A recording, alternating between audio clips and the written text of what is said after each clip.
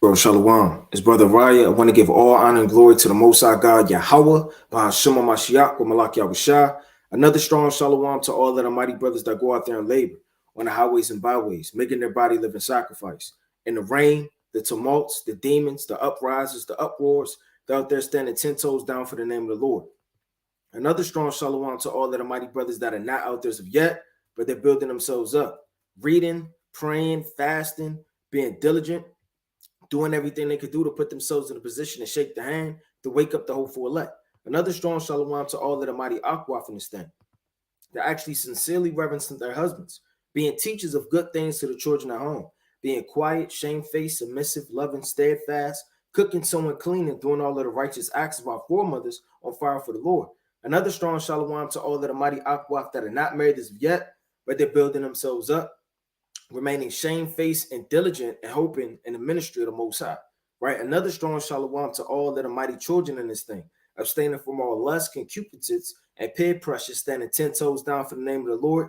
And last but not least, another strong shalom to the whole entire nation, reading, praying, fasting, keeping the feast days, doing everything they could do to magnify the Most High God and His beloved Son Yahushua. Right? This is going to be an in-depth breakdown on the secrets of Cain and Abel, the secrets of Jacob and Esau. Right? I want to dive into it through the Spirit. Let's go to the mighty book, right, of Hosea. Right? Because there's a lot of similitudes, mysteries, allegories, and hidden things that are in the scriptures. And the Most High, you understand, gives the breakdown. This is the book of Hosea, chapter 12, in verse number 10. And it reads, I have also spoken by the prophets, and I have multiplied visions and used similitudes. So the Most High says he used similitudes, meaning the scriptures aren't going to be easy to understand. You're not going to open up the scriptures and it's plain Jane. And the Most High has sealed a lot of knowledge for the last days and only has revealed certain knowledge to its servants, the prophets. Right? Now you have a similitude. Check this out, a parallel, right? Closeness, resemblance, similarity, likeness. So you have certain things that are a similitude. They may be hidden, it's a parallel. You have dark sayings, right? You have a lot of things that are in the scriptures. And the Most High is breaking it down through his servants, the prophets. Now you don't have to go to the so-called white man, his doctor's degrees. You sign up for his classes, and he so-called gives you the understanding. All you have to do is keep these commandments, and the Most High gives you the understanding. Let's get that real fast. Let's go to the mighty book of Sirach, chapter 1 and verse 26. Right, and it reads, if thou desire wisdom, keep the commandments. So a lot of men like Daniel, Ezekiel, Isaiah, right, even our King Yahushua, and these men were blameless. And these men had a double portion upon their spirit. Look at Elisha. Look at Elijah. These men were on fire for the Most High, and they kept the commandments. And in keeping the commandments, the Lord gives you the increase. He starts to come to you by night, open up your mind through dreams. You start to read things 2 and 3 times and start to get the revelation. And it's not man teaching you, it's the Most High teaching you. It says this, if thou desire wisdom, keep the commandments, and the Lord shall give her unto thee. Meaning it's not going to be something you got to scream and cry and beg. And the Most High is going to freely give you that wisdom and knowledge that you desire through the Spirit, man. Right? Let's dive straight into it. It's the book of Genesis, chapter 4, right? In verse number 1. It says, and Adam knew Eve, his wife. And no, Eve, she didn't commit adultery. Right? You don't want to go into these extra books. You don't want to read and go into these extra breakdowns. Right? You don't want to go into this quasi-wicked knowledge that a lot of men are spewing out in the last days. Having itchy ears and start to believe these things, which are nothing more than lies and stumbling blocks to prevent you to understand the truth. The Lord said, and Adam knew his wife, meaning they laid down, and she conceived, meaning bear seed, and bare Cain, and said, I have gotten a man from the Lord. So the Most High is telling you plain upon tables. Look, Eve and Adam, they laid down, and guess what? Cain came about. Now, who is Cain? Let's dive into it. right? Cain, possession. His name in the Hebrew means possession. Let's go into that. What does that word mean? Ownership, control, keeping, custody, charge, hold, guardianship, seize, take. This man's name literally means to be owned, to have custody of, because he's a fugitive. This man has been on the run since you read the book of Genesis, the 4th chapter. And his sole name, and your name means something, right, when you go into it. Now, I want to dive into this real fast, right? I don't want to turn this into an in-depth breakdown. You understand on your names, but I want to dive into it through the Spirit, because your name holds weight. Your name just wasn't Jeffrey in the ancient world, man. Right? And all of these different titles, right? This Americanized things that they classify you as. Your name actually meant something in the ancient world. And everybody's name has a spirit behind it. Right? This is the book of Genesis, right? Chapter 29. And I'm going to start at verse 31. It says, and when the Lord saw that Leah was hated, he opened her womb, but Rachel was barren. And Leah conceived and bare a son, and she called his name Reuben, for she said, surely the Lord have looked upon my affliction. So she named him basically, right, and literally off of the Lord looking upon her what? Affliction. See, your name means something. Now, therefore, my husband will love me. She conceived again and bare this son, and said, because the Lord have heard that I was hated, she have therefore given me this son also. And she called this name Simeon. Right? So all of these names, right, the children of Israel, they actually mean something. When you go into the mighty book of 1 Samuel, what happened when Eli, right, he passed away? And what happened with his children? Right? We're going to get the account. Let's get that real fast. Just going into the names that your name means something. Let's go to 1 Samuel, chapter 4. And I'm going to start at verse 19. And his daughter-in-law, Phinehas' wife, was with child, near to be delivered. And when she had heard of the tidings of the ark of God, was taken, that her father-in-law and her husband were dead, she bowed herself, right, and betrayed, and her pains came upon her. And about that time of her death, the woman that stood by her said unto her, fear not, but thou hast borne a son. But she answered not, neither did she regard it, meaning she was in misery. And she named the child Abibad, saying, the glory is departed from Israel.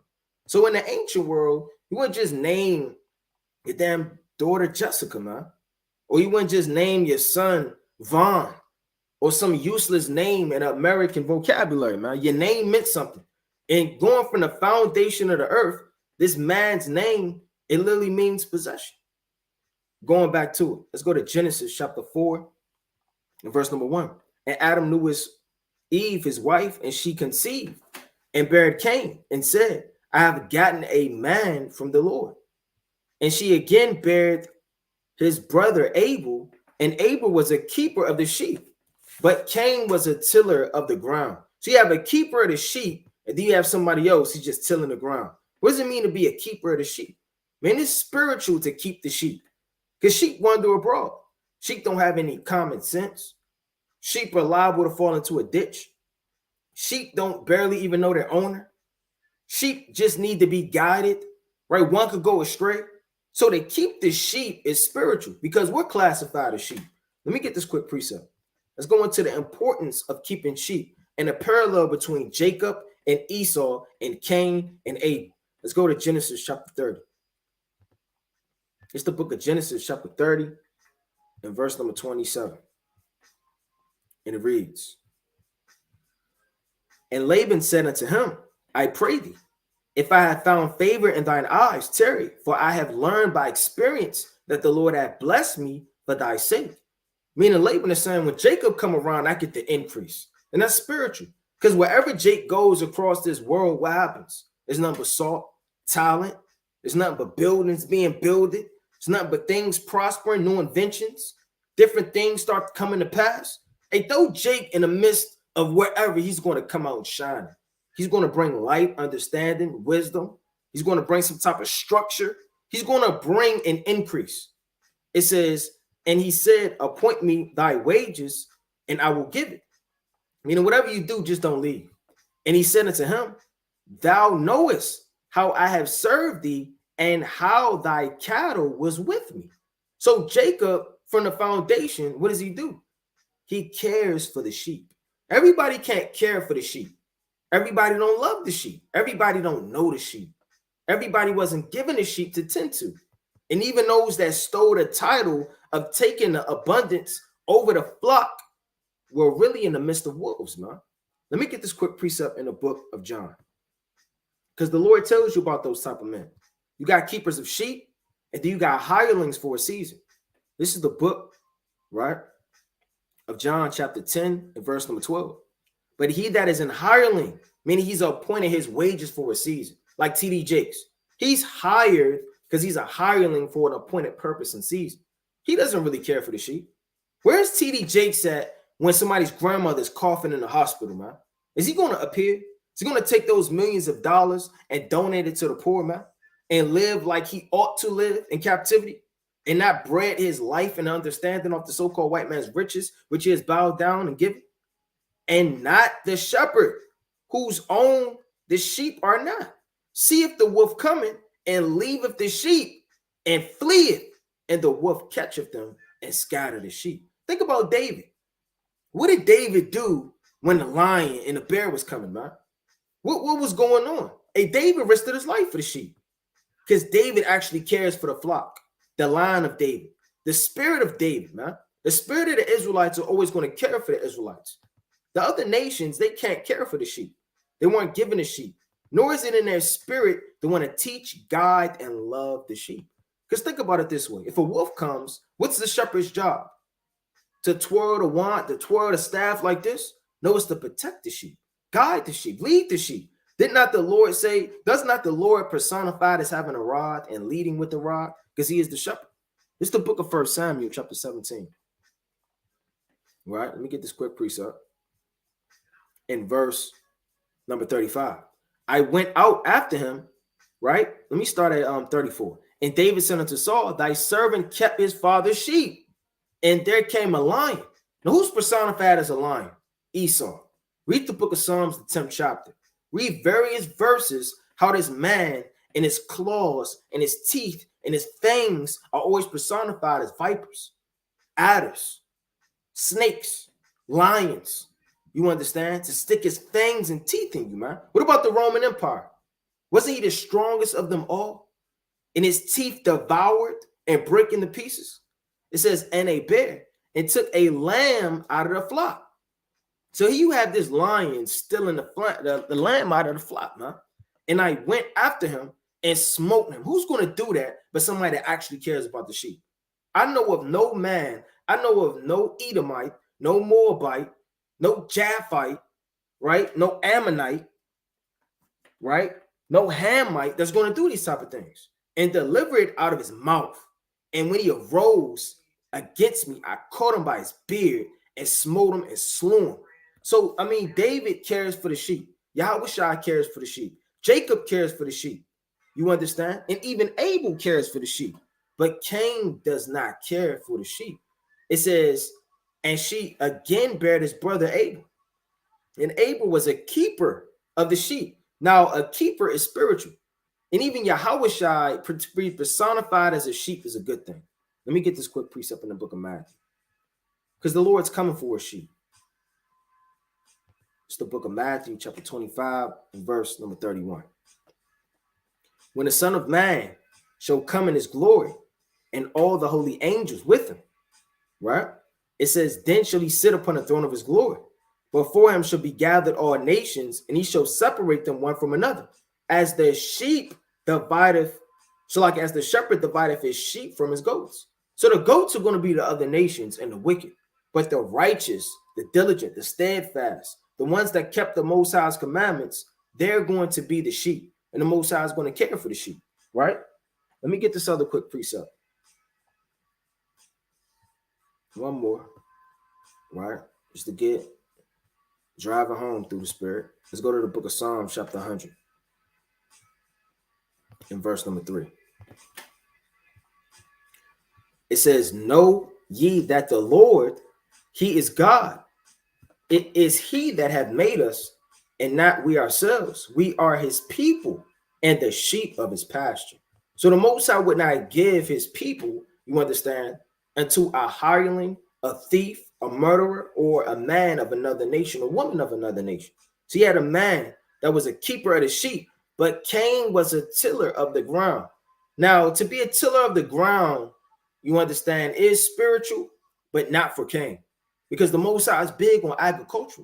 But you know, the Most High is big on another thing, which is blessing the land, blessing the increase, dealing with the fruits, the vegetables, the crops, the corn, the vegetation, the rain, the agricultural and the harvesting. The Most High is deep on that, man, when you read the scriptures. Because actually, when you go into the law, how would the Lord bless you, man?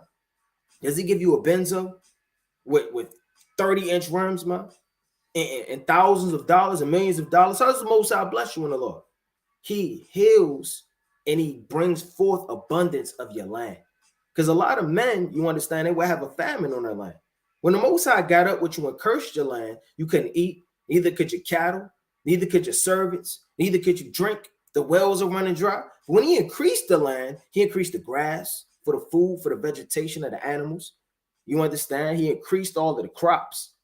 And he would increase your servants, and things will start flourishing in abundance. Let's go to the mighty book, right, of Psalms. Matter of fact, let me get Isaiah first. So for Cain to be a tiller of the ground, meaning he's sitting in the dust from the foundation of the earth. You have one man's beginning is caring, loving. Look at the attributes and the traits of these different men in their spirits, because your job is going to say a lot about you. Right? I mean, you have certain men, they may, dig in, I say, God knows what for a living, right? And may not be what they do, but guess what? They're hardworking. And there's nothing wrong with that. But the spirit of what you do and how you care for is going to say a lot about you as a man and as a woman. Well, let me get this quick precept. This is the mighty book of Isaiah, chapter 47, and verse 1. Come down and sit in the dust, O virgin daughter of Babylon. So Babylon, the virgin daughter of Babylon, Cain, you understand, Esau, they're all personified as sitting in the dust from the foundation of the earth. All throughout the scriptures, you talk about and read about sitting in the dust, sitting in the dust. What does the dust represent? A low estate. What is another thing dust represents? Death, the grave, hell, no vegetation, no fruit, no life. You don't hear anything about grass, anything about life. You hear dust. When you think of dust, you think of dirt. Think you need some water, which is spiritual, to wash you from the dirt and the wickedness that has leached itself upon you, man. Right, let me get this quick precept. Let me read it. It says, sit on the ground. There is no throne, O daughter of the Chaldees, for thou shalt no more be called tender and delicate. Let me get this other quick precept. Let's go to Job, chapter 17. Let's go into what the ground and dust represent. It's the book of Job, chapter 17. And I'm going to start at verse 13. If I wait, the grave is mine house. So Esau, Cain, the spirit of the wicked, they said, look, if I wait around, look, the grave is just my house. I mean, I'm not going to flourish around with all of these buildings, this currency, this gold, everything that I've stolen. If I wait till my latter end of my portion, the grave is actually my house, meaning his beginning, his estate. I have made my bed in darkness. I have said to corruption, thou art my father. To the worm, thou art my mother and my sister. What is the worm? The worm is where? In the grave, in the dust, in the dirt, that feed on blood, maggots. Esau is always personified as something in the dirt, the dust, or something that eats blood. For an animal, snakes, they eat blood and wrap themselves around sneakily the innocent, man. You have an eagle. An eagle zooms in from afar, from watching you, and swoops down on the prey. top of the food chain, top of the predator. You have a worm which feeds on blood and the dead in the lower state, man. It says, and where now, Salakian, where is now my hope? As my hope, who shall see? They shall go down to the bars of the pit. The bars of the pit is the grave, because you're not coming up out of it. When our rest together is in the dust. Where is Esau's rest? Because the Lord promised us rest, man. And he didn't promise us rest in dust and dirt in a lower state, in a place to where there's no life. He's promised Esau and has told Esau and has prophesied through the servant of the Most High God that Esau's lot and Cain's lot and estate is to rest in the dust. Right, let me get this quick precept. Let's go to the book of Deuteronomy, chapter 7. It's the book of Deuteronomy, chapter 7. We're going to start at 13. It says this. And he will love thee and bless thee. It's talking about the Most High. And multiply thee. He will also bless the fruit of thy womb, meaning we will have children as a nation, and the fruit of thy land. So the Lord said, look, if I'm blessing you, I'm going to bless your land. Meaning your land isn't going to be dust and dirt, because we're an agricultural people. What does that mean? Let's go to it. Agricultural. So Cain's portion, he should have had flipped that, man. That's supposed to be a good thing to have, be a tiller. Right? A lot of men are tillers. They're keepers. They're all in the field. They love husbandry, man. Right? Salaki, bear with me. Plug in this, make sure this thing charging. Salaki, bear with me. Right? It says agricultural. It means farming. We're farmers. Right? Tillage. Husbandry. The Most High is big on husbandry. So all of these different things are supposed to bring forth one thing, which is what? The increase. But where is his increase? He doesn't have an increase. He has to steal his increase. The Most High has cursed his portion of the things he was doing from the foundation upon the earth. Look at this.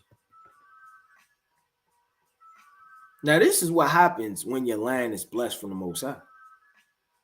You see life up out of darkness, like it always is. You see darkness, and then you have what? The light. Just like the spirit of the Most High was upon the earth while it was darkness. And then the Lord brought forth what? Light. You always have darkness like us in the world before we were brought to the everlasting light. Where is his increase? Where is his fruit? Spiritually, man. Right? Let me go back to it. It says, bless the fruit of thy womb and the fruit of thy land, thy corn and thy wine and thine oil. All of this is spiritual, because corn represents a blessing. Wine and oil is nothing better than wine.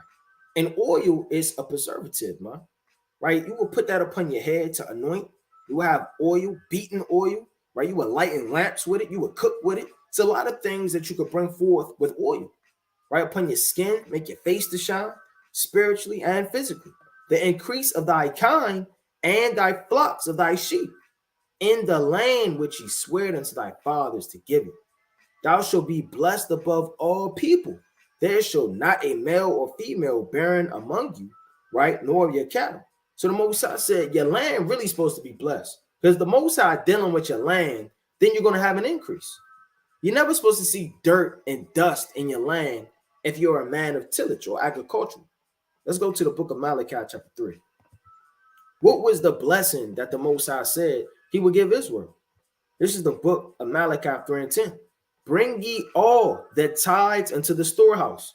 See, you had a storehouse where you would literally bring up all of your offerings and all of the things and all of your fruits and all of your tithes. You would give it to the priest. The priest would stock it up in the storehouse, that there may be meat in mine house. And prove me now herewith, saith the Lord of hosts, if I would not open you the windows of heaven and pour you out a blessing. That's not talking about how the Christians break it down. Well, he'll pour you out a blessing. Now, and they just sitting up there dancing, thinking the Most High is going to pour them a new car and pour them a Jaguar, man, and a Benzo, and pour them a damn Lincoln, man. That's not what this is talking about. Pour out a blessing is talking about water.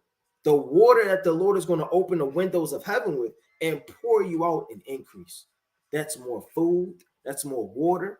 That's more increase of the cattle. And if you have water and you have fruit and you have a good land, that's a blessing. Think right now how dependent you are on Safeway, Food Line, Kroger's, Costco. I mean, you name it, wherever you are and wherever you live, it doesn't matter. You're dependent on the white man's food. But what if you can go outside and see watermelons, mangoes, talking about apples, oranges, bananas, tomatoes, you name it, oxen, sheep, bullock, you understand, goat, elk, deer, bullock, all of these different things, they're just running wild, man. And the Most High is blessed. You got servants. You can live off of your land. So your land is supposed to be your blessing from the Most High.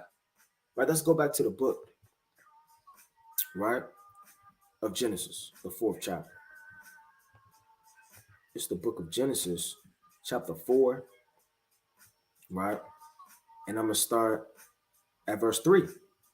And in process of time, it came to pass that Cain brought of the fruit of the ground an offering unto the Lord. So he scribbled up all of his fruit for an offering unto the Lord. So this is going to tell you one thing in the spirit, that Cain knew the law. Don't think Esau doesn't know the law. I mean, you don't want to think, well, the law was only given to Jacob. What do you think? You think Adam didn't teach his children? You think Isaac didn't teach his children? You think Abraham didn't teach his children? All of our fathers taught our children. Even to this very day, you may have men and women, you may have children. Now, you may teach them the law, but are they going to keep it? Most High wouldn't. But what if they don't? You're a righteous man or a righteous woman. You're going to bring forth the fruit of teaching your children. Didn't Samuel teach his children, even though they were wicked? Didn't David teach his children, even though some of them went the hell off, man? Right? And tried to kill him, and God knows worse. Right? So you teach your children, but in teaching your children doesn't mean that they're always going to follow in the footsteps of the Most High. Now, Adam taught his children. When you read the book of Ezekiel, he was literally a king. And in him having a kingdom and being the first chosen of the Most High God, right? Let me get this quick precept. Let's go to Ezekiel chapter 31. Not only did he teach his children, but he also taught men that were under him.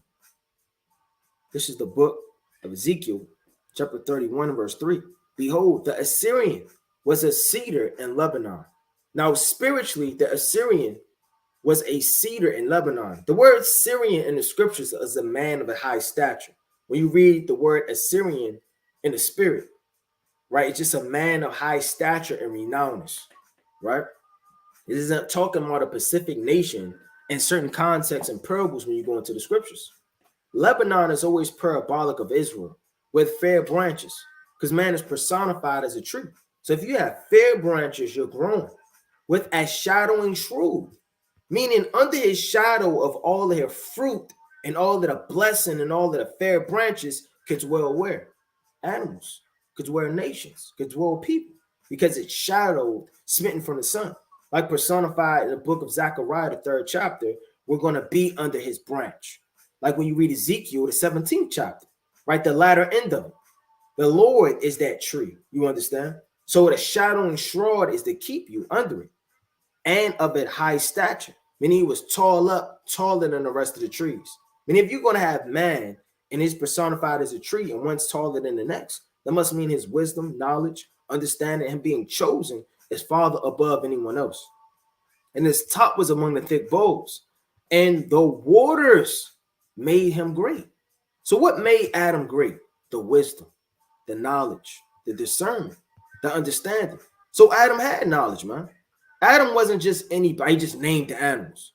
Just walking around naked, naming animals, man. This isn't an Esau documentary, man. Hey, Adam was a king. He was a mighty man of the Most High. And the Most High has chosen him to breathe the breath of life into him, you understand, spiritually, to have the understanding that a lot of men didn't.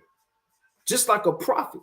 Now, there were prophets during the time, but there were none chosen, you understand, to do the specific duty and office that Adam did. You have a lot of men chosen right now, but only a select amount of people are kings, are prophets, are rulers. You understand? Are judges, Right, let me get this quick precept. Let's go to the book. Let's go to Jeremiah chapter 17. Because the Lord said the waters made him great. This is the book, right, of Jeremiah chapter 17, verse 6. For he shall be like an heath in the desert, and he shall not see when good cometh, but shall inhabit the parched places in the wilderness. It's talking about the wicked. The wicked going to be like a desert. I mean, they're not going to bring forth water, any fruit, any vegetation. You know where they're going to dwell? In the dust, in the dirt, in the salt land, and not inhabited. Blessed is the man that trusteth in the Lord. So you have one man doesn't trust in the Lord. He's likened it to a desert, likened it to the ground, whose hope is the Lord. Then you have another man whose hope is the Most High. For he shall be as a tree planted by the waters. Meaning whenever a drought comes, whenever troublous times, temptation, anything to test him, override him, overthrow him, manipulate him, right? Come against him, afflict him, beat him down, and smote him. You know why he's rooted? It's not because of the desert. It's not because of Buddha. It's not because of Caesar Borgia. It's because of the Most High.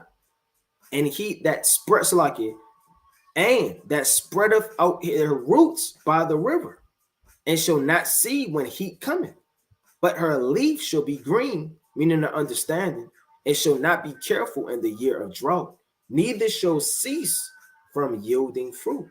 So the Most High say you have one man, he's going to increase, he's going to build, he's going to flourish. And that man, you understand, in this context, is talking about Adam. So of course Adam taught his children. Now, did they take heed? Did all of them? Did Cain take heed? No, he didn't take heed. Esau right now knows the laws, man. Right? Esau right now, he's reading the Bible. He's going through it. Right? He's looking at it. He's making kosher salt and kosher this and kosher wine for the past. He really thinks he's the people. So don't think that they can't read the law and somewhat understand it. But the understanding of the deep things and the mysteries are hidden and only given to the wise. Right? This is the book of Ezekiel. Right? Matter of fact, I'm going to rest right here. Right? I'm going to go back to Genesis. It's Genesis chapter 4, right? In verse number 3. In process of time, it came to pass that Cain brought the fruit of the ground in offering unto the Lord. When did the Lord say bring the fruit unto the ground? Now, what precept is that? Give me all of the fruit. No, the Lord's not looking to burn fruit, man. Fruit doesn't have blood in it. Fruit has water in it. You cannot please the Most High by burning a tomato, man. Burning an apple. You please the Most High by giving him an offering, which is life. Because you're really supposed to be dead, man. All the sins and all of the things that you brought forth in time, you're really supposed to not be alive right now. Let me get this quick precept. Let's go to the book of 1 John. 1 John chapter 5. And I'm going to start. Right? I mean, this whole thing is fire. Right? I'm going to start at 16. It says, if any man see his brother sin a sin which is not unto death, you have certain sins that are not unto death. If you forgot the way your fringes, the Lord isn't going to kill you. That's up to the Most High's discretion. Because the Most High do what he want to do. But there's no law that's basically saying, you know, if you don't wear your fringes today, the Most High is going to take you out of this earth and uproot you. Right? You may shave your beard. It's not a sin unto death. Right? You may do something in the law and break the law, but you don't have a sin unto death. But then you have sins unto death. Murder, adultery. There's certain things immediately you have a sin unto death. He shall ask, and he shall give him life for them that sin not unto death. That life that you need is talking about an animal sacrifice. That's the life you need, right? For them that sin not unto death. Then you have to make an atonement. An atonement for your sins is what you need. You have to atone for that blood. Instead of the Lord taking your blood, you have to have an offering of blood for the Most High to atone for your sins. Because in blood is the life of man and beast. Let me get this quick precept. Let me get this in the book of Leviticus 17 and verse number 11. For the life of the flesh is in the blood, and I have given it to you upon the altar to make an atonement for your souls. He said, the Lord said blood. The Lord said flesh, not apples, oranges, bananas, and fruit salads, man. So this man took what he had and he threw it unto the Lord. You have to dig in the spirit of this, man. Because what does Esau do? He does the bare minimum. He doesn't care. If you had two children that actually loved you or cared anything about you, and you ask them to do something, whatever you ask them to do is going to show a lot about how much they care about you. Ask them to clean their room. One may throw their damn shoes in the closet, scrape up all them M&M crumbs up under that daggone bed, right? And the other one takes the old juice he was drinking, he splashed it out the window right on your car, man. And he said, all right, Dad, I'm finished. Dad, come on in. You kind of come in, it looks in the same condition. It's kind of hidden, like he just threw it all together, trying to appear as if he's doing things to please you or do things that he asked you to do. He had the other one. He's cleaning. He's doing everything he has to do. He's taking care of things. He's wiping it off, right? He's making sure that everything is proper and it's in its place. It says, for it is the blood that make an atonement for your souls. So it's truly the blood that atones. Reading on in the book of 1 John 5:16. There is a sin unto death, right? Murder, adultery, etc. I do not say that he should pay for. I mean, he can't pay with animal sacrifice for that blood that is unto death. I mean, because the Lord is going to require that blood unto you. All unrighteousness is sin, and there is a sin not unto death. So the Lord clearly tells you from the Old Testament to the New Testament, even in the ancient world, how to give me an offering. Now, this wasn't a free will offering. This wasn't a peace offering. This wasn't a Thanksgiving offering. And even those offerings are what? Our flesh. So where did he get the idea, the motive, and the understanding to bring this type of offering to the Most High? Let's get it. Let's go to the book of Sirach. It's the book of Sirach, chapter 34, right, in verse number 18. And it reads, he that sacrificed a thing wrongfully gotten, meaning you stole it, you gave the Lord anything, it's wrongfully gotten, meaning you just took it, stole it, God knows what, and gave it to the Lord. His offering is ridiculous, man. The Lord says certain offerings are just ridiculous. Esau praying in the synagogue as we speak is ridiculous. Amalek wearing fringes and tzitzits are ridiculous. Look at this. Laughable, absurd, comical, funny. So the Lord said, man, this is just a joke, man. Entertaining, amusing, silly, hysterical, riotous, humorous, foolish, so senseless, pointless. These are the things that the Most High is looking at certain people's offerings. And it's not just Cain, it's some Israelites too. Because the things we bring forth to the Lord aren't pleasing to the Most High. And we've all fell short, I myself included, right? Whether in the truth and in the world. We ought to all kick up our spirits to be more on fire, to make sure whatever we bring into the Most High, whether it's prayer, you understand, whether it's supplication, whether it's a contrite heart, whether it's reading, whether it's praying, whether it's fasting, whether it's alms, whatever it is, whether it's praising the Most High, that is sincere, it's on fire, it's diligent, and it's upright before the eyes of the Most High. And the gifts of unjust men are not accepted. When the Most High don't want your gifts, right? It's wicked. It says the Most High is not pleased with the offerings of the wicked. Neither is he pacified for sin by the multitude of sacrifices.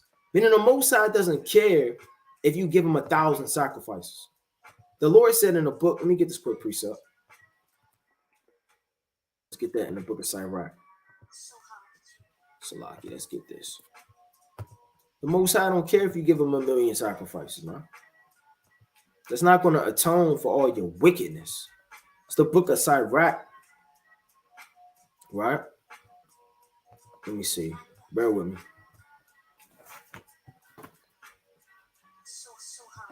Let me get this quick precept in Sirach. the book of Sirach, chapter 7, and verse number 9. And it reads, say not, God will look upon the multitude of my oblations. Oblations is a sacrifice. So don't say deep within your mind and your heart, oh, the Most High is going to accept me. I'll pray later. I'll pray it off. The Most High is so merciful. Ha, ha, ha, ha, ha. And you just in your sins, going off. Think that the Most High is like a beat up woman that's always going to take you back. You done blacked her eye. You done cheated on her. You done spit in her face. You done robbed her. Right? Taking all her money. And she's just going to keep coming back to you, man. I've never seen that before. Not in righteousness. And the Lord, last time I read, the Lord said, you turn your back on me, I'm going to turn my back on you, man. Let me get that quick precept. And I want to come back to that precept and then that precept in Sirach. Let's go to the book of 2nd Esdras, chapter 1 and verse 25. Seeing ye have forsaken me, I will forsake you also. And the Lord said, look, man, I'm not standing around all day waiting for you to just apologize to me. Look, I'm the Most High. You're a man. I'm righteous. You're wicked. Stop thinking in your mind that you can always come before the Lord, man. It may not be the opportunity. It may not be the time. Or you may have had it already. And now your chance is over. It says, when ye desire me to be gracious unto you, I shall have no mercy. So the Most High's mercy, yeah, it's infinite to the righteous. It's not infinite to the wicked. And a lot of people, they take these things out of context. Let's get this quick precept in the book of Jeremiah chapter 14. In verse number 10. It says, thus saith the Lord unto this people, thus have they loved to wander. They have not refrained their feet. Therefore the Lord doeth not accept them. Check that out. I thought the Lord always accepts you, man. I think what you do, and keeping this in context, he's talking about Israel. How much more the wicked? How much more their sacrifices, their prayers, their synagogues, their churches, their Catholic meetings, their councils, all of the wicked conspiracies and thoughts that they have to wash away the blood that they've done by kissing the cross and making atonement for their sins through more sacrifice and more blood upon the altar, man. It says, therefore the Lord doeth not accept them. He will now remember their iniquity and visit their sins. So the Most High is going to revisit you, man, no matter what you've done in due season, right? It says this, and when I offer to the Most High, he will accept it. Let's go back to the book of Sirach, right? Chapter 34. And I'm going to start at verse, this whole thing is fire. I'm going to start at 18 again. Shalak 19. The Most High is not pleased with the offerings of the wicked, neither is he pacified for sin by the multitude of sacrifices. So don't think you can offer 1,000 sacrifices to the Most High. Most High is not pleased with your wickedness, man. Let me get this quick precept. And even for Cain to try to offer up the fruit and give it to the Most High as a sacrifice and think that he's tilling the land and bringing his increase is all in vain. The Lord said in the book of Psalms, Salakia Isaiah, let me get this quick precept. It's Isaiah chapter 27, verse 3. I, the Lord, do keep it. What is he talking about? Let's read verse 2. In that day sing ye unto her a vineyard of red wine. So what's really supposed to be out there with the fruit? The grapes. The grapes in the Most High is the harvest man. And he will take in due time, and he'll take his grapes and they'll be unto him. You understand? And really, what are the grapes? They're wine. More enjoyable, what you would drink at a wedding. Beautiful and mirth, joy, gladness. And the Lord said, look, man, I love my red wine. And grapes is mine. That's wisdom of Salaki, that song of Solomon 7:7. It says, I, the Lord, do keep it. What is he keeping? The vineyard, the vegetation. I will water it every moment, lest any hurt it, and I will keep it night and day. So the Most High is looking at his vegetation, his agriculture, his husbandry as keeping it night and day. That's spiritual. So, I mean, what is it supposed to bring forth? Let's jump down to verse number 6. He shall cause them that come of Jacob to take root. Israel shall blossom and bud and fill the face of the world with fruit. So the Lord's not looking for fruit to be on the altar. He's looking for spiritual fruit. For the Lord being a husbandry, you understand, to water it down to bring forth the increase. Right, let's get this quick precept. Let's go to the book of Sirach, chapter 35 and verse number 6. Let me get one more in there. Sirach 35 and verse number 6. Right?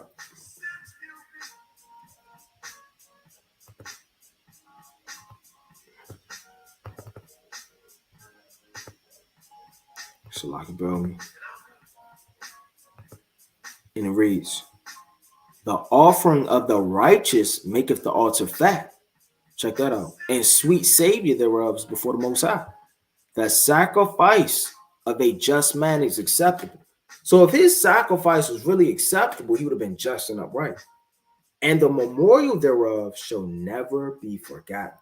Meaning that one sacrifice, that one righteous thing you did, the Most High keeps it in remembrance. Not that that's going to save you in the day of judgment, but it's noted, you understand, through the Spirit of the Most High. It's the book of Genesis chapter 4, right? And I'm going to start at verse number 4. And Abel, he also brought of the firstlings of his flock and of the fat thereof. And the Lord had respect unto Abel and unto his offering. So one didn't even have the opportunity to be righteous. Look how deep that is. You got one that had the opportunity and one that never had the opportunity. What if he was never chosen to even try out for basketball practice? You never know how high you could jump. If you could have been a prospect, if you could have been in the league, right? If you could have damn won a championship, right? You could have hit the last shot. You never had an opportunity. Cain was never given an opportunity to even have flock, to care for the flock, to be over the flock.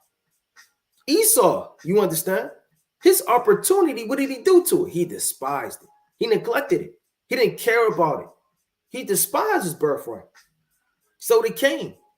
He despised the true offering of the Most High, and he brought him anything. Just like what did Esau do? He just wanted lentils and pottage and folly and madness because he was so hungry. He was after the flesh.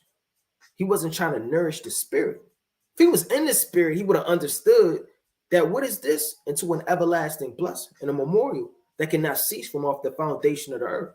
The Most High is true, and every man alive with him eye to eat these damn lentils and beans. Or he could have been carnal after the flesh like he was. You know what he did? He took it and he ate it and he lusted. And after that, guess what? He got hungry again, just like man. After you quench that fire of a sexual desire, like fornication, madness, lust, and argument, whatever it is, guess what is going to happen again? But if you stay in the spirit, you understand, you please the Most High. Let me read that again. And Abel, he also brought of the firstlings of his flock and of the fat thereof, and the Lord had respect unto his offering. Let me get this quick precept. Let's go to the book of Deuteronomy. So the Most High respected Abel's offering, but he didn't respect Cain's. It's the book of Deuteronomy, chapter 29, verse 29.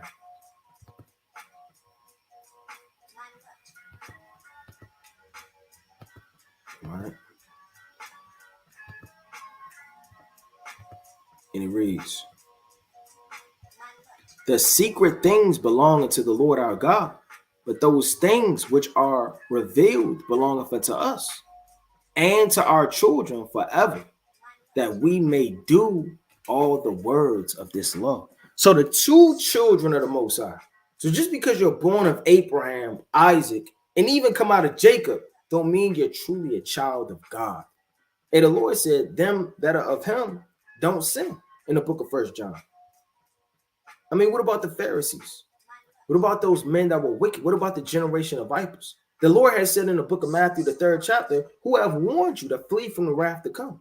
Meaning, who's coming to save you? Who warned you to come to my baptism, to even see this through the Spirit?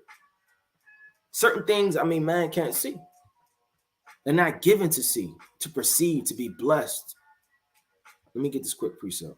Let's go to 1 John chapter 3.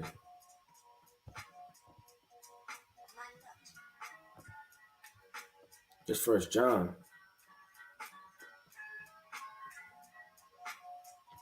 chapter 3 and verse 6. Whosoever abideth in him sinneth not. The Lord said, look, if you really abiding in Yahushua, you don't sin, man. That don't mean you're not going to commit a sin. That means you're not living after the flesh. You sin not. You're not in the spirit of a sinful nature, in a carnal mind. Whosoever sinneth have not seen him, neither knoweth him. Check that out. It says, little children, let no man deceive you. He that doeth righteousness is righteous, even as he is righteous. He that committeth sin is of the devil, for the devil sinneth from the beginning. Let me read that again. For the devil sinneth from the beginning. That's not talking about the spiritual demon Satan, because Satan doesn't sin. Satan is an angel that does not transgress the laws of the Most High. There's no account of an angel doing what he wants to do. You know what? I just want a bathroom break, man. You know what? I want a cigarette. I want a square. Right? What's that smell on earth? They keep rolling it up. I'm interested. Then he goes down there. It's not in the Bible, man. Angels don't sin. Devil just means an adversary. Somebody preventing you, making a stumbling stone, a block from righteousness. It says, for the devil sinned from the beginning. Meaning, who's the real devil? When you read this context, what is it talking about, man? What is it really actually going into? What man is really the devil? Who is this talking about when you read it in context? Cain, the first murderer, the first recorded devil, Esau regenerated. All of these different things are pointing to one man, which is the culprit, which is Cain. It says, let me read that again. It says, Salaki, and the children of the devil. So Cain has descendants, and he also has a spirit that you may move in. It says, whosoever doeth not righteousness is not of God, neither he that loveth not his brother. For this is the message that ye have heard from the beginning. It keeps talking about the beginning. The beginning is what we're reading about when you go into the book of Genesis. Genesis really means the beginning. It says what? That we should love one another, not as Cain, who was of that wicked one, right? Of the wicked one, meaning the deeds after Satan. That's the wicked. It says, and slew his brother. And wherefore slew he him? Because his own works were evil. Now, what did Cain do that was so evil? When people think of the word evil, they think of death, murder, violence, damn, pedophilia, God knows what else comes to your mind when you think evilness. But what's true evil, man? Evil is offering up that sacrifice wrongfully to the Most High. That was classified as evil because those were his works that brought forth the death, envy, jealousy, and murder that transpired. It says this, and his brother's righteous. So his brother's works were righteous, meaning his mind, his thoughts, the things that he did upon the earth were righteous in the eyes of the Most High. While Cain's, you understand, were wicked. Let me go back to this. Let's go to the book of Genesis. Right? Matter of fact, I want to get another one on that. Let me read that again. This is the book of Genesis, chapter 4 and verse 4. And Abel, he also brought of the firstling of the flock of the fat thereof, and the Lord had respect unto Abel and to his offering. But unto Cain and to his offering he had not respect. And Cain was very wroth, and his countenance fell. So as soon as the Most High didn't receive him, his countenance fell. And that's spiritual too. Because any man of the Most High, the Lord said, if thou comest to serve the Lord, prepare thy soul for temptation. Meaning, if you're quickly to give up on the Most High, quickly to turn away your face, to not have faith, because he was never given faith. Not keep the law. He wasn't really given the law to embrace and understand the law, to have structure, because he's a wild beast. If these things aren't bred in your spirit, your DNA, and your soul, then you're never going to be able to do these things. So he had respect unto what? Unto Abel, but not unto Cain, and his countenance fell. What does it mean his countenance fell? Let me get this quick precept.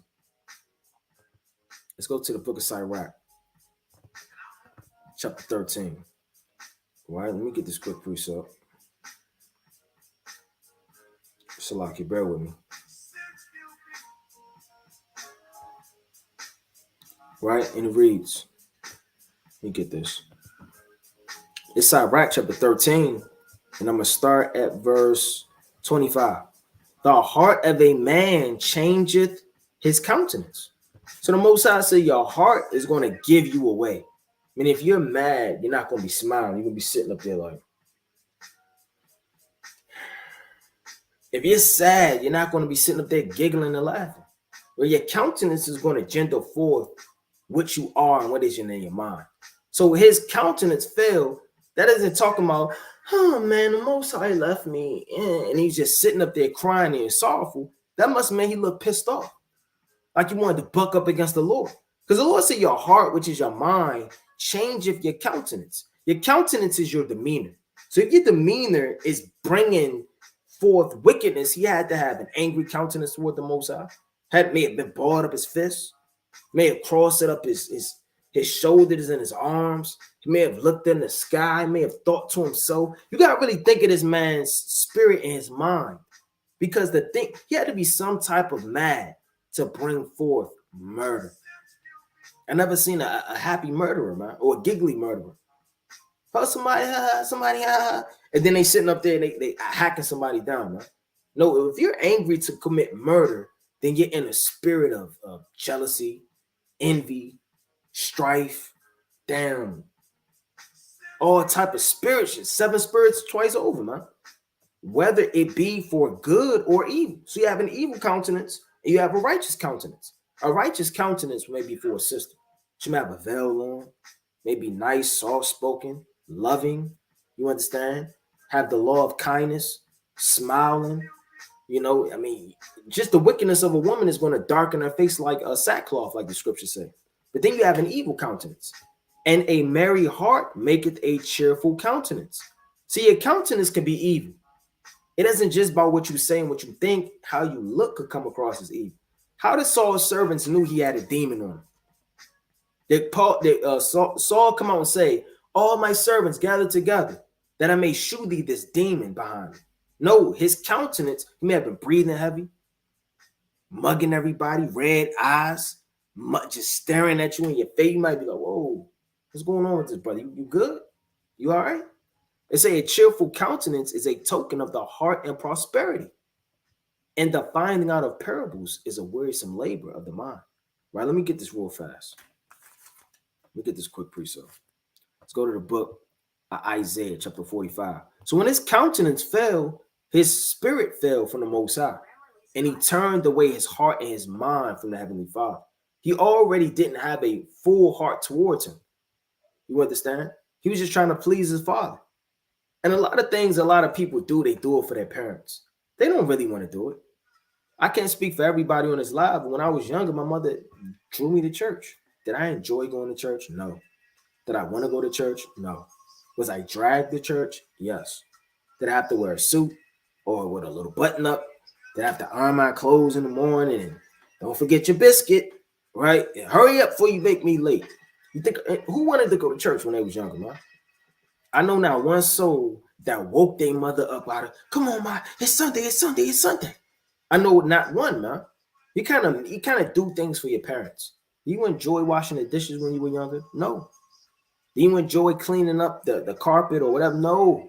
You just do it for your parents. And that's the same spirit, you understand, of Esau. Because Esau did the same thing trying to please Isaac. And I want to go into that too. But I want to touch on something first. Let's go to Isaiah chapter 45. Right? Let's touch on it. It's Isaiah chapter 45.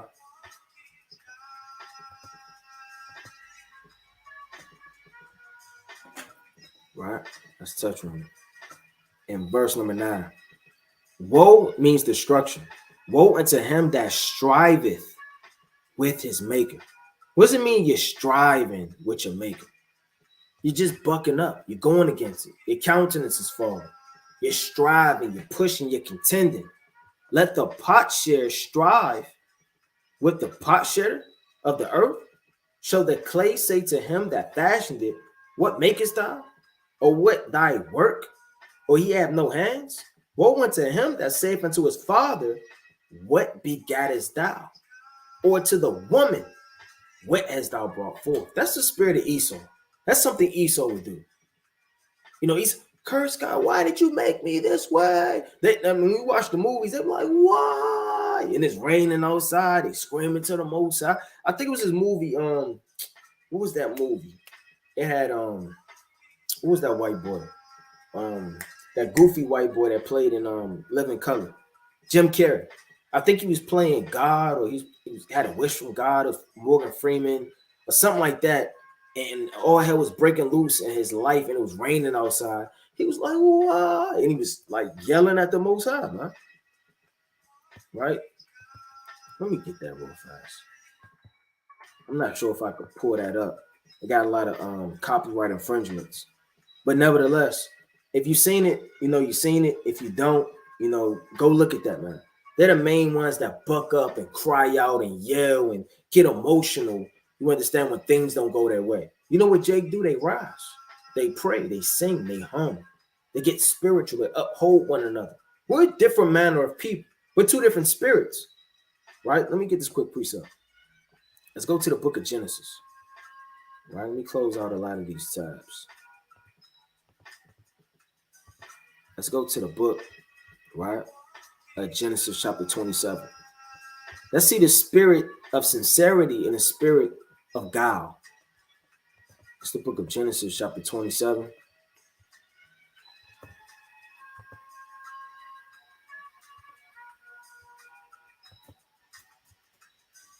In verse, we're going to start at 46. And Rebekah said to Isaac, I am weary of my life because of the daughters of Heth. The daughters of Heth are the Hamites, right? They're the other nations, right? It says, if Jacob take a wife of the daughters of Heth, such as these, which are of the daughters of the land, what good shall my life do unto me? So when he seen that his mother, you understand, and Isaac, they were weary and they didn't want Jacob to take any of the women of the land. You know, what did she ascribe Jacob to do? Go to thy own people, you understand? Thy mother's brother. Now, what did Esau do? Right, let's go to the book of Genesis chapter 28 in verse number 6. And it reads, when Esau saw that Isaac had blessed Jacob and sent him away to Paradam around, right, 28:1, to take him a wife from thence, and that he had blessed him and gave him charge, saying, thou shalt not take a wife of the daughters of Canaan. And we just read that. So when Esau perceived this and he laid it up in his mind, it says, and that Jacob obeyed his father. I'm going to read that again. And that Jacob obeyed his father. What did Abel do? He obeyed his father. We have an obeying and submissive spirit because we're the bride of the Most High. And women are supposed to be submissive unto their husbands. They're not supposed to be sassy, bucking up, hateful, spiteful, evil, manipulative, angry, backbiting. These things ought not to be, man. It says, and that Jacob obeyed his father and his mother, and he was gone to Paramidam. It's like a Paramidam. And Esau, seeing that the daughters of Canaan pleased not Isaac his father. So Esau saw it from afar off. Then went Esau unto Ishmael, and took unto the wives which had Melaleah, the daughter of Ishmael, Abraham's son, the sister of Nebuchadnezzar, to be his wife. So he took, you understand, another wife because he saw that, you know, it displeased his father Isaac. Was that sincere? Did he really just want to bow down to the, you know, the Most High and really take care of his responsibilities and live his life upright? No, he was off. He was wicked. He didn't do that because he cared about Isaac and he cared about the Most High. He was secretly just doing that for the time being to not get rebuked at the moment. How do we know that? Let's go to the book of Genesis 36 chapter. Because the Bible's going to tell you, it's going to explain everything to you. Yeah, Jacob, which obeyed his father. He had Esau, which looked like he obeyed his father. It kind of looked like, okay, well, I see what Isaac, my father, said. Let me not obey. So like, let me not buck up against it. I'm going to be submissive to my father. But let's see what happened. This is the book of Genesis, chapter 36 and verse 6. And Esau took wives and his sons and his daughters and all that the persons of his house and his cattle, right? And all the beasts and all his substance which he had gotten in the land of Canaan, and went into the country from the face of his brother Jacob. So what did he do? Let's read verse 2. Esau took wives of the daughters of Canaan. But when did he do this? After Isaac died. So once Isaac died, he started freaking and doing his own thing and bucking up and stopped keeping the commandments. Not that he actually kept the commandments. That's like the spirit of your father being around, or your husband being around, or your big brother being around, or your grandfather being around. And you acting like you're cleaning the house. You know, would you like a muffin? You want a cookie? Right? You just acting like you're righteous. Oh, I'm so proud of my grandson. Oh, he's not that bad. As soon as you go out the back door, as soon as you go outside to do God what, you're rolling up crack and weed, and right, you on the phone with God knows who, and you're setting up plans. And as soon as your father passed away, or your father went out of the state or country, you turn into that evil man that you already were deep down inside you, man. A real righteous man has integrity. Integrity means no matter where you are, who's around, what's going on, you're going to always uphold yourself to the standard of righteousness, the standard of being honest, the standard of being on fire, the standard of being an example, a leader, a standard of being a father, a husband, or whatever the case may be, whether your wife is around, your husband is around, or anything, because we know that the Most High is always watching, right? Let's go back to that. Let's go to the book, right, of Genesis. Let me close these real fast.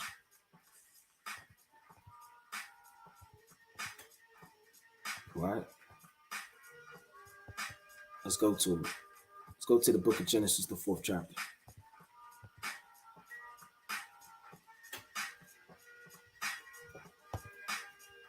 Right? It's the book of Genesis, chapter 4, and verse number 5.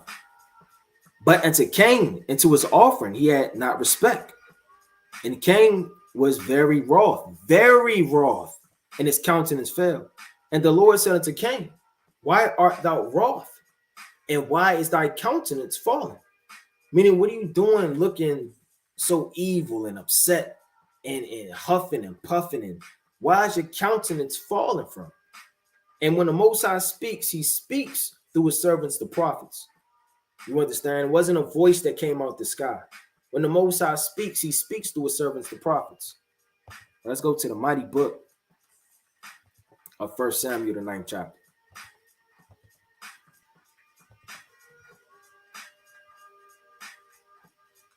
This is the book of 1 Samuel, chapter 9, and verse number 6. And he said unto him, behold, now there is in this city a man of God. So you have men of God in the cities. In America, New Zealand, Africa, Antarctica. Hey, we're in the 4 corners of the earth. And he is an honorable man. And the servant of the Most High is going to be honorable. All that he saith cometh surely to pass. Now let us go thither, peradventure he can shew us our way that we shall go. So they will inquire from prophets. But how did a prophet speak? By the Most High. You understand? The Most High would speak through that prophet, and the prophet would speak to that man. So it wasn't a big voice that came out of the sky from the third heaven. That would be utterly madness. So a lot of the times when the Most High speaks, he's individually speaking to one person and nobody else knows the matter. That cannot happen by a big voice out of the sky or out of a chariot, a big voice, right? I mean, everybody will hear it. Everybody will know the matter. What's so secretive about all of these mysteries and similitudes if everybody can hear it? Right, let me get this quick precept, or go back to it rather. It says, if thou doest well, shall not thou be accepted? So the Most High is saying, hey, look, if you do well, aren't you going to be accepted? And if thou doest not well, sin lieth at the door, and unto thee shall be his desires, and thou shalt rule over him. So the Lord says, sin will rule over you and all of the desires of sin. But the Lord gave him, for lack of better terms, an option. It says, if thou do well. The Lord said, if he does well. Let me get this quick precept in the book of Job. Meaning from the very foundation, he wasn't able to do well. He wasn't given the tools, the knowledge, the understanding, neither the spirit to be able to do well. A lot of brothers, they give too much credit to themselves. I wrote this breakdown. I brought it almighty. I went into this doctrine. I'm the one that went into this understanding of revelation.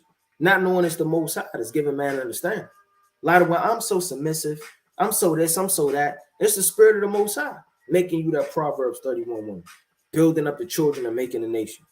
It's the book of Job, chapter 26 and verse number 13. By his spirit, he have garnished the heavens. His hands have formed the crooked serpent. So this serpent is crooked. It's no way it can be made straight. There's nothing to do. You can't bend it. You can't call for help. You can't pray to the Most High, that the so-called white man, you know what? He just gets his act together. Hey, look, the Lord has formed the crooked serpent, meaning it's crooked. The Lord said that which is crooked cannot be made straight. That which is winning cannot be numbered. In the book of Ecclesiastes.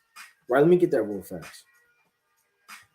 So he wasn't able to even form the duties to be righteous.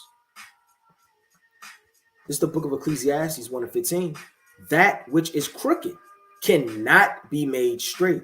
What's crooked? The crooked serpent. Esau, Cain. Their ways in their mind, they just not right.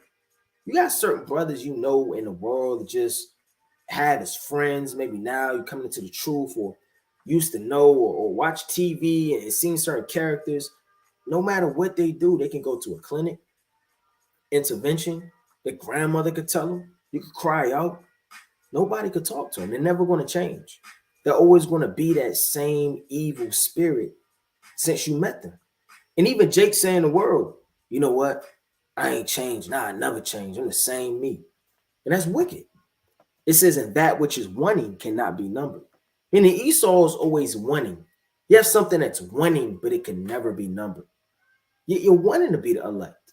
You're wanting to change in the latter end and declare mercy after you see the destruction, the fire, and your lot. But you can never go back from missing your blessing. You can never be numbered with the righteous. You can never appear before the Most High. You understand? Let me go back to this. Let's go back to the mighty book, right, of Genesis. And then he said, if thou doest not well, sin lieth at the door. What does it mean sin is lying at the door? Because you have a door which is spiritual. Isn't Yahweh classified as the door? But you have a plethora of doors through the spirit with different meanings. Let's go to the mighty book of John.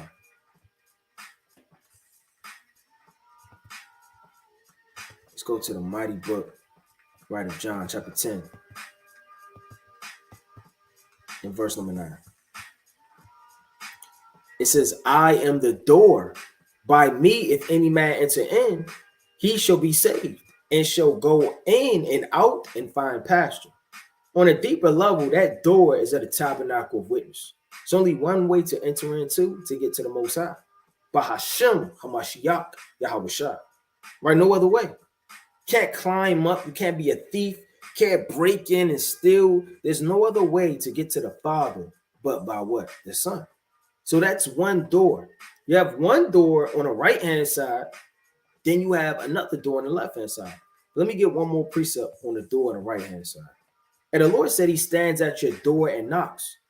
Meaning that one way to get to the Lord is always going to be through Yahweh Shai. Yahweh Shai is always at the door. You can read about that in Song of Solomon, the 5th chapter. It's the book of Revelation, chapter 3, and verse number 20. Behold, I stand at the door. She got two doors you can pick from. Like, that's where they get all these movies, The Matrix. They get this, they get that. Take this pill, take that pill. It's as if you have an option. The Lord said, choose life or choose death. Choose you this day whom you will serve, man. Did not Joshua say that? The book of Joshua, chapter 24, verse 15. The book of Deuteronomy, chapter 30, and verse 15, all the way down. Right? The book of Sirach, chapter 15 and 15. The Lord always said, hey, look, choose ye. What do you want to do? You have one door, which is your mind, and it's leading you to Yahweh Shai to do the work as a priest. Then you have another door. We're going to get into that other door. Behold, I stand at the door and knock. If any man hear my voice, then some people can't hear it, and open the door, I will come in and I will sup with him and he with me. So you have one door of righteousness, but then you have another door that's of wickedness. Let's go to the mighty book of Proverbs, the 9th chapter.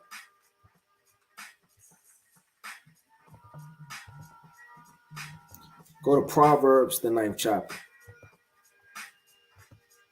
All right, Salaki, let me take down these tabs through the spirit. All right, this Proverbs chapter 9, and I'm going to start at verse 14. Right? I'm going to start at 13 to get the context. It says, a foolish woman is clamorous. This foolish woman is America. In this spirit, this is what this is talking about. She is simple and knoweth nothing. Even though she decketh herself as if she's knowledgeable, she's wise, she's strong, she's beautiful. All she is clamorous, and she doesn't know anything. For she sitteth at the door of her house on the seat. Let me read that again. For she sitteth at the door of her house. Her house is literally going into Babylon. That's where she dwells at. That's what his chief whore is.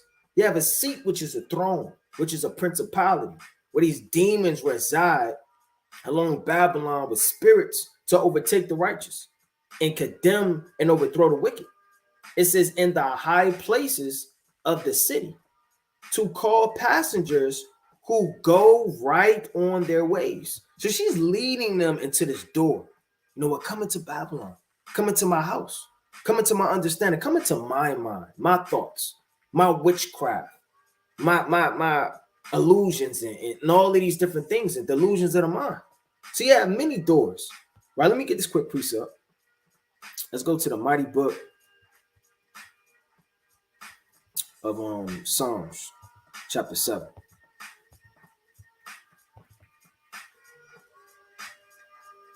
It's the book of Psalms, right? Chapter 7 and verse 5. It says that they may keep thee from the strange woman, which is America, from the stranger which flattereth with her words. For at the window of mine house I look through my casing, and behold, among the simple ones I discern among the youth a young man void of understanding. So she's like a predator. America's watching you through the window of her house to come down for you to enter into her door so that you could come commit adultery. It's like a woman just watching you through the lacing, through the windows. Okay, I see somebody simple, void of understanding, wandering in the streets, don't know who they are, their nationality, have no wisdom, and they look up for help. They're looking for somewhere to lay their head. They're looking for somewhere to lodge. They're confused. They're a wandering lost sheep. You know what she does? She invites you in, and she lays down with you. She overthrows you and commits adultery with you, man. Right? Let me go back to it. Let's go back to Genesis. Right? Let's go to it. Right? It's the book of Genesis. Right? Chapter 4 and verse number 8. And Cain talked with Abel, his brother, and it came to pass. And what were they talking about? Right? Had to be a very deceitful conversation. And Cain talked with his brother. And that's the spirit of Esau. He'll talk to you. How's everything? Okay, how's your wife, your family? Make you feel like when you're at work, like y'all somewhat decent. But inwardly, you hate him and he hates you. Y'all shake each other's hands. Y'all look each other in the eyes. Y'all in the elevator at work. You may hold the door. He may hold the door for you. Right? He may bring muffins or donuts to the office, and whatever the case may be. It's a spirit, and it's always lingering around Jacob and Esau. You don't know what it is, even in the world. You don't know what it is, why you're uncomfortable, why you can never fully grasp and feel accepted, why you can never fully accept them. And even if you have a white friend, so-called, or a so-called white friend as a black friend, they're always that odd one that's accepted. They're never truly as if you're amongst them. Like you can even have a lion or multiple lions, and then you have a human.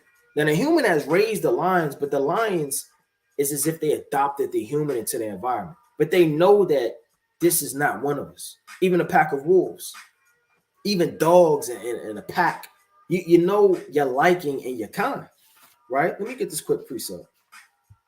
Let's go to the book of Sirach.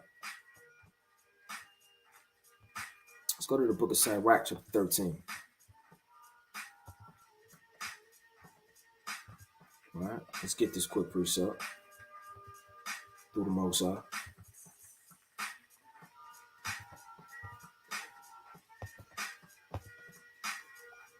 It's Sirach, chapter 13, and I'm going to start at verse number 15. Every beast loveth his like, meaning even the creatures are racist.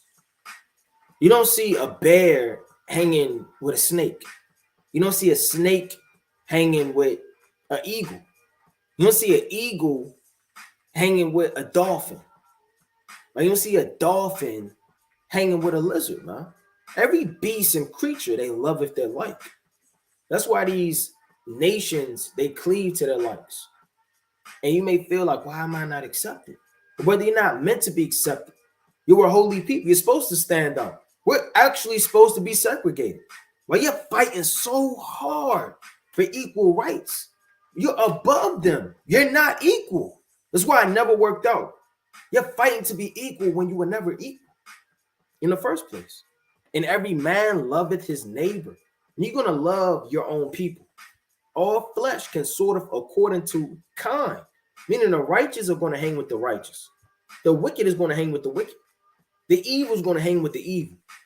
And a man will cleave to his like. A bunch of homosexuals are bound to hang with what? A bunch of homosexuals. A bunch of football players, athletes, basketballs, a bunch of Hollywood stars. Whatever the case may be, you're going to find a man cleaving to his like. You're never going to find the righteous hanging with the wicked, right? Or they were never righteous to begin with. It says, and Cain talked with his brother, and it came to pass when they were in the field that Cain rose up against Abel, his brother, and slew him. So he rose. When it say he got a rose up on him, that means that Abel had to been looking away. Man, been meditating at the Most High. I mean, sometimes you kind of talk to people and you don't really look them in the face sometimes. You know, say, you know, the camera's a person, you know, I'll be maybe cooking, whatever case may be, folding up some clothes, writing a breakdown, reading, still listening. He could have been meditating, praying. You know, why would he have the mind to have to watch his brother? And that's his own brother. Why should you have to even protect yourself around who you think, you understand, is supposed to be at ease with you? So he rose up on him, right? And he slew him, man. Let me read that again. And it came to pass when they were in the field that Cain rose up against Abel, his brother, and slew him. Let me get this quick precept. And that's wicked. To slay your own brother. Whew. That's the definition of wicked. Let's go to the book of Psalms. All right, let me get this quick precept. It's the book of Psalms, chapter 11. And verse number 5. The Lord trieth the righteous, but the wicked and him that loveth violence, his soul hateth. So who loves violence? Who loves to slay, to murder, to kill? What about the Native American Indians? What about the Seminole Indians? What about the Trail of Tears, man? What about all of the witchcraft and the things that they have done to overtake and overthrow us? You don't think we forgot about that? When you go into American history, it's dark, it's bloody, it's something that it makes you uneasy. Do we really want to talk about this? Yeah, we want to talk about it, man. Why wouldn't we want to talk about it? Are you upset? Is it hurting you? Is it offending you? Or is it cutting your conscience? Because you know deep down within you, you're walking on stolen land. You're walking on blood, tears, cries. You're walking on our ancestors and our bones. The Lord says, and him that loveth violence, his soul hateth. So there's a people on the earth that loveth violence. They can't get enough of it. They're MMA fighters. They're wrestlers. They're in the Army, they're in the Navy, they're in the Coast Guard, right? They're in the Air Force. They cannot get enough of the sword. Now, let me get this quick precept. Let's go to the book of Psalms, chapter 34 and verse 21. Evil shall slay the wicked, and they that hate the righteous, talking about Cain, shall be desolate. Wasn't Cain desolate? Did not he come to naught? Was not his land cursed? Was not his vegetation, his crops, his yielding, his blessings, anything that would have came from the Most High? Where did it come? Where did it go? Let me read that again. Evil shall slay the wicked, meaning your own evil devices is going to be the thing that overthrows you. And they that hate the righteous shall be desolate. So the Lord knows there's a spirit on the earth that hates righteousness. Hate the blacks, the Hispanics, the Native Americans. Hate Yahweh, you understand? Hate the Most High. Hate his son, Yahweh Shah. Hate all of the laws and the statutes and the commandments. Let's go to the book of Psalms, chapter 50.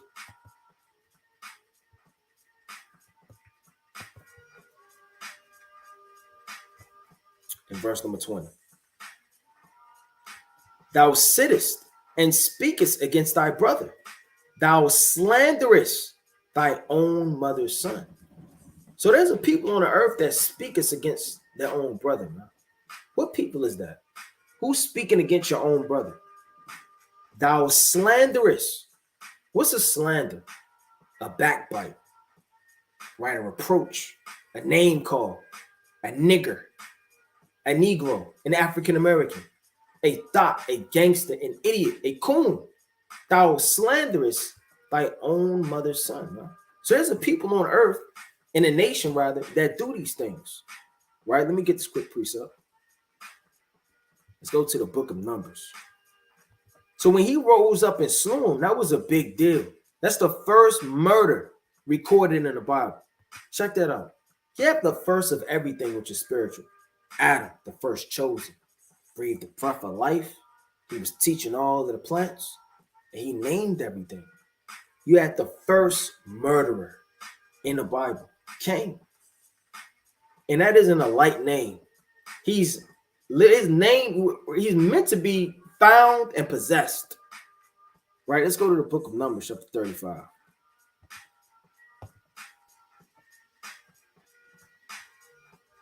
It's the book of Numbers, chapter 35 and 18. Right? Before I read that, I'm going to go back to Genesis and read this again.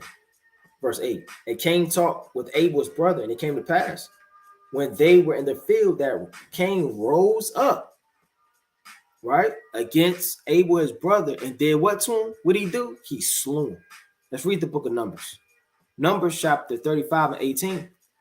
It says, or if he smite him with an hand weapon to slay Abel, he had to have some type of tool. You don't just slay somebody with a slap or slay somebody with a hand chop, man. He had to have some type of sharp threshing instrument, because you have to understand he was a what? He was a tiller of the ground. Now, what are some things that you have as a tiller of the ground?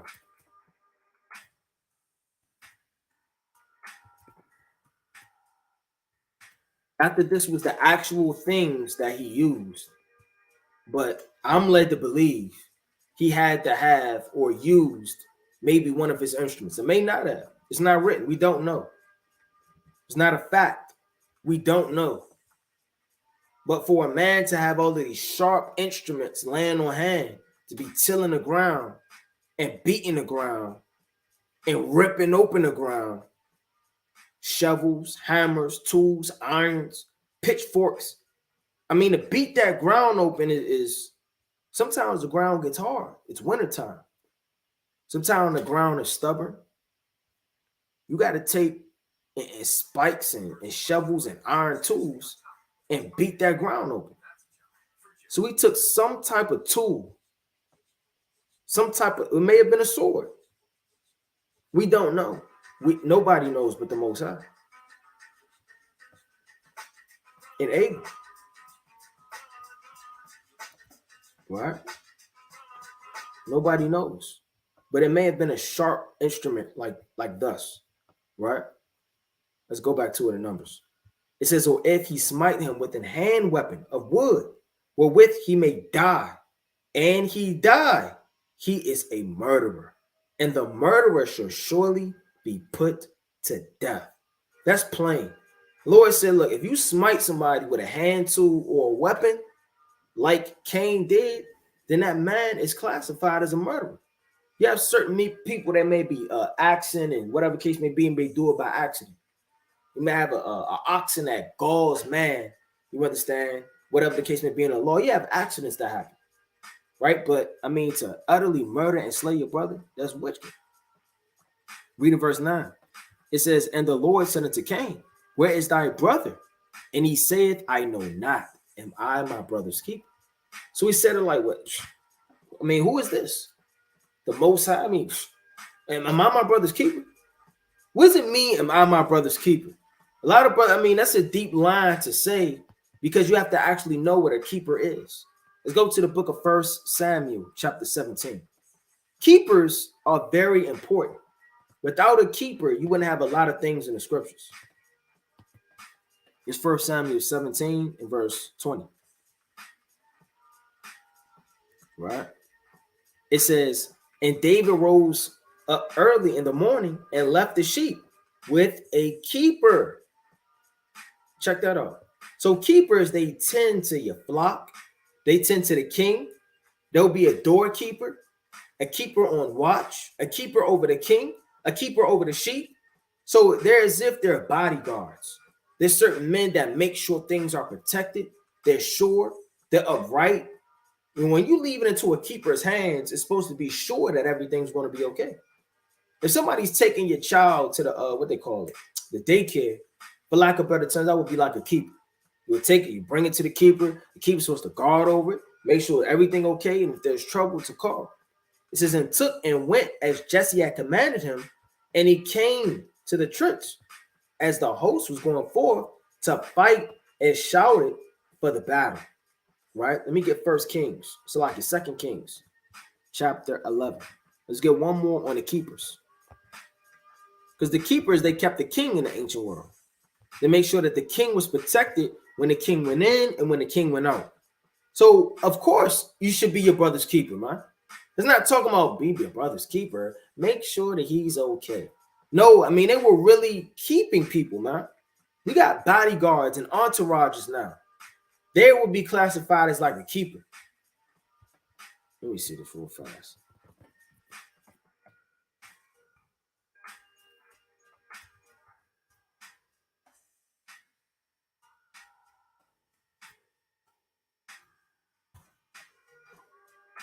Look at this.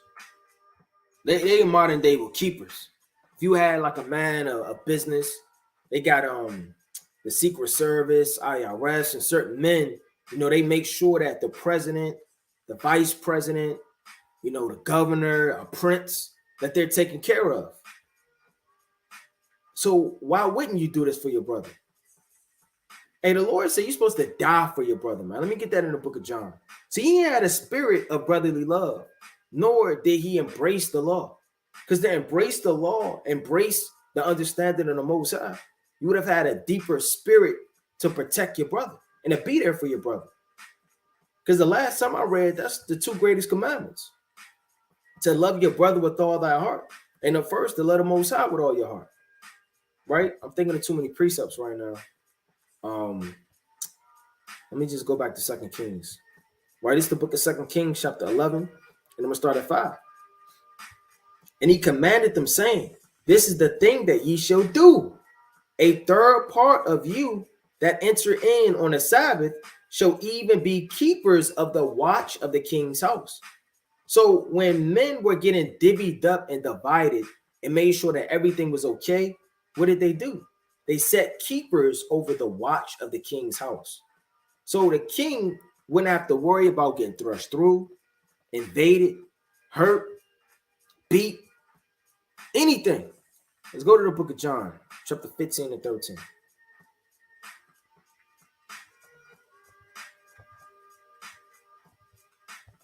It's the book of John, chapter 10.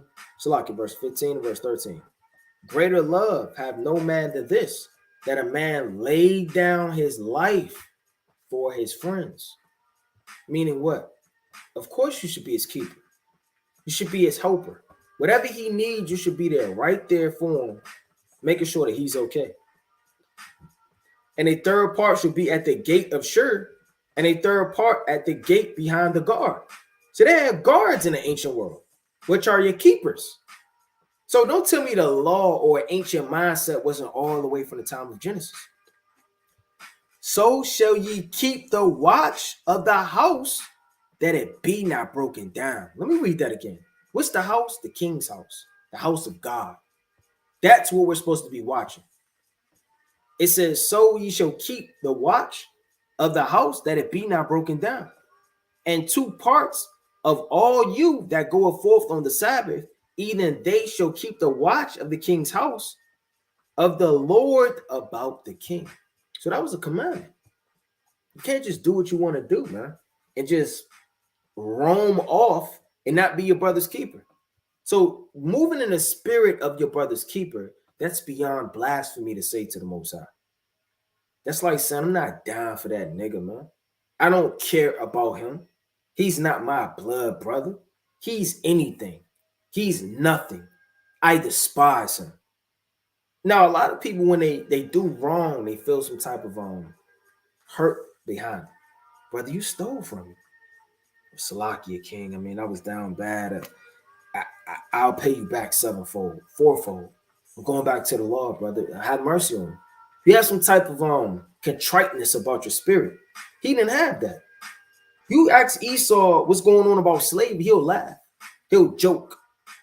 He'll kind of rub that in your face. He'll put up his ancient artifacts, his old slave masters around DC and the rest of these different places with reared up images of people that used to rule you and don't feel no type of way about it. Still keep old chains of slavery and do all type of things. And when you ask him or talk about it, he don't want to deal with it. It says in verse number 9, right?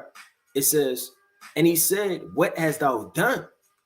The voice of thy brother's blood crieth unto me from the ground. And the voice of your blood crying, is a very poetic way of saying the spirit of that soul has complained before me. Right? Let me get this quick precept. Let's go to the mighty book, the second Esdras, chapter 15.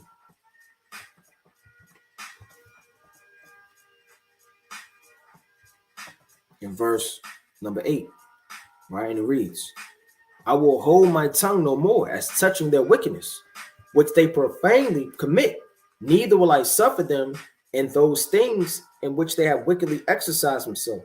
Behold, the innocent and righteous blood crieth unto me, and the souls, that's the point, of the just complain continually. So the blood is really what? The souls. Because the life of man is in your blood. Once blood is spilled, and I don't mean just a little bit, I mean the blood has left your body, then your soul is gone.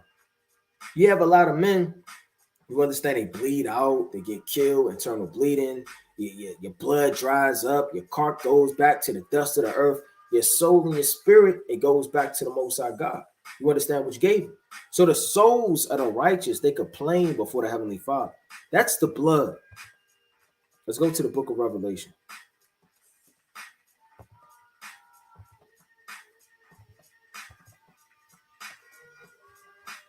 It's Revelation chapter 6 and verse number 9. And when he had opened the fifth seal, I saw under the altar the souls of them that were slain. Slain means what? Their blood flowed out. They've been decapitated, killed, thrust, the same way Abel was. The souls of them that were slain for the word of God, meaning they died for Yahushua, and for the testimony which they held. And they cried with a loud voice. So the slain and the souls, they cry in the third heaven.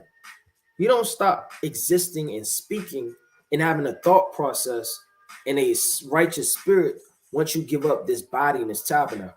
All this is a tabernacle. Now, if you were to open me up and kind of look inside, what you would see carnal things, a heart, ribs, blood, right? Damn, organs, liver. but my spirit is what's speaking through the hand of the Most High. It's not this vessel, you understand, which is nothing but dirt and carnal clay and ashes. It's the soul and the spirit which speaks. Seeing how long, O Lord, holy and true, doest thou not judge and avenge our blood on them that dwell upon the earth? Now, who pursued us? Esau pursued us. He's the one that trampled and killed and overthrew us. Let's go to the book of Genesis chapter 4 and verse 11. Now art thou cursed from the earth, which hath opened her mouth to receive thy brother's blood from thy hand. So the Lord said, now art thou cursed from the earth. What is that talking about? That he's cursed from the earth, which have opened her mouth to receive thy brother's blood. Let's go to the book of Job. Because now Cain is cursed from the earth, meaning anything in the earth to bless, help, yield, and increase, or anything of the Most High is no longer accepted, and he's alienated. It's the book of Job, chapter 16. And I'm going to start at 18. O earth, cover not thou my blood. So there's a nation on earth, a people, a person on earth saying, O earth, cover not thou my blood. Because you can have the earth open up. What does the earth opening up mean? Covering your blood. Your body going in the ground. You being forgotten. You dying to death and you being buried. Now where's your blood? Where's your vengeance? Where's your memorial? Where's any remembrance of you anymore except for your name? So Job is crying out in the spirit that all of these men, you understand, the souls of the righteous don't not get their avenging that they do need through the spirit. It says, and let my cry have no place. Because where's the place of the cry? The third heaven, before the Most High. That's the place where your cry and your soul could come before the Lord. So it says, O earth, cover not thou my blood. So don't bury me and just forget about me. Lord, have mercy on me. That's why it says, and now art thou cursed from the earth. Because, I mean, you cursed the earth by putting innocent blood upon it. It says, and now the earth is going to curse you back by not yielding and giving an increase, which have opened her mouth. Open her mouth, meaning somebody has digged a pit. You understand? To receive thy brother's blood at thy hand, meaning innocent blood from the hand of a murderer. Right? Let me get this quick precept. As a matter of fact, let me read on. When thou tillest the ground, it shall not henceforth yield unto thee her strength. A fugitive and vagabond shall thou be in the earth. What is a fugitive?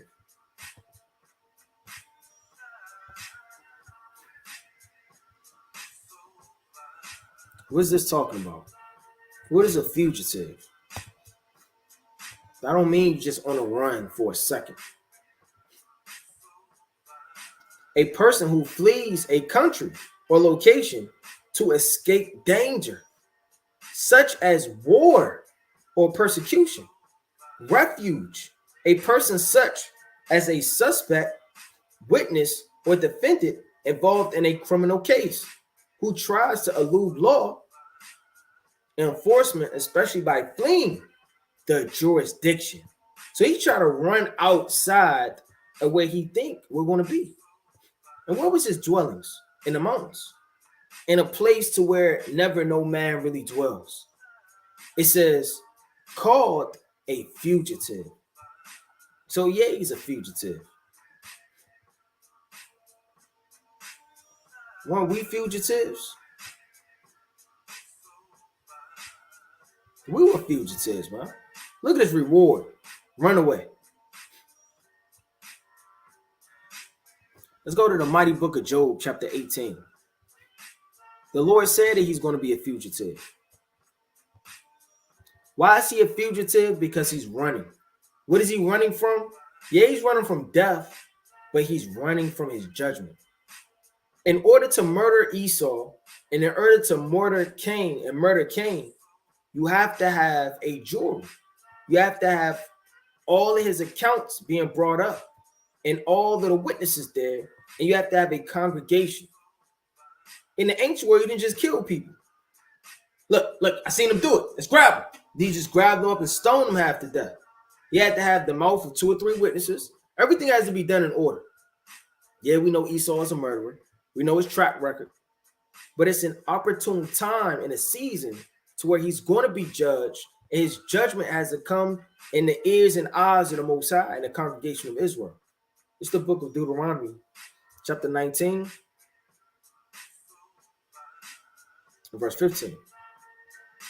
One witness shall not rise up against a man for any iniquity or for any sin, in any sin that he sinneth, at the mouth of 2 or 3 witnesses, or at the mouth of 3 witnesses shall the matter be established.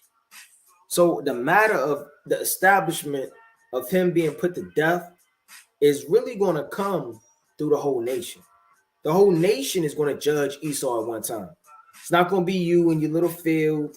You know, you come outside, you grab your little torch or your little whip, and you say, "What did you do, boy? How much wickedness did you do, boy?" And then he starts writing it out on the tree as he's getting beat. Let's go to Obadiah chapter 1.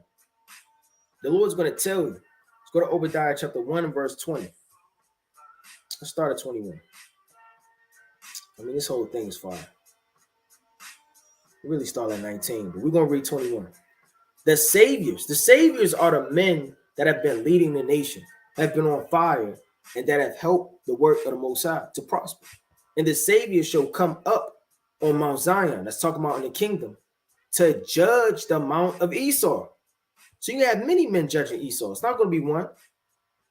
And the kingdom shall be the Lord's. Meaning in the kingdom, you got to judge Esau. You don't have time to judge him right now. But if you were to try to judge Esau, I mean, your mind won't be as sharp as you think it would be judging him. You're going to be like rape, rob, murder, death, da-da-da-da-da-da-da. And you're going to forget 100 million things that he has done that the Lord only knows, that he has to be judged for. What about all of the unseen rapes, murders, times he has jabbed your food? He's giving you unclean beasts to eat. How many times you have went to the hospital and he has secretly molested children, man, while putting them to sleep on the table, or giving them gummy bites or false quasi-knowledge to overthrow a woman in her pregnancy, or God knows what else, manipulative tactics to overthrow the nation. Planned Parenthoods, giving us alcohol with all type of poison is not really good for you, man. You consume it, you think that it's good for you. Next thing you know, it's slightly what the world would call retarded, right? You get overthrown by the things he's giving you, right? This man, I mean, if all of his things had to be judged, we'll have enough time in the day. That's why you have to have all of these witnesses to be in a whole jury.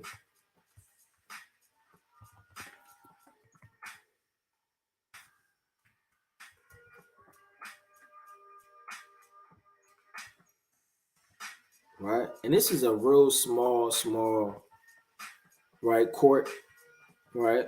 And they even do that now. They'll have court. They'll pull you up on your charges.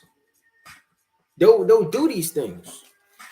They'll make sure that whatever the case may be going on, let me see, did he do it? Did he not do it? They'll bring up the witnesses and your accounts against you, right? And they'll condemn you. Let me get this quick precept. They even did that in the Roman Empire. Let's go to the mighty book of Acts, chapter 25, in verse number 16. Well, I'm going to start at verse number 15.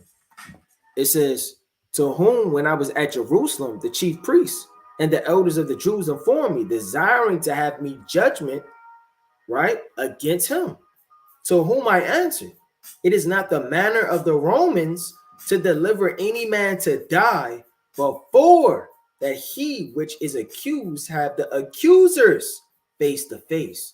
Then you have to have all of the souls that he has raped, robbed, and murdered, accused and brought before you. Now, what's Esau going to say in that day? You ask a liar anything. What were you on the night of the 14th?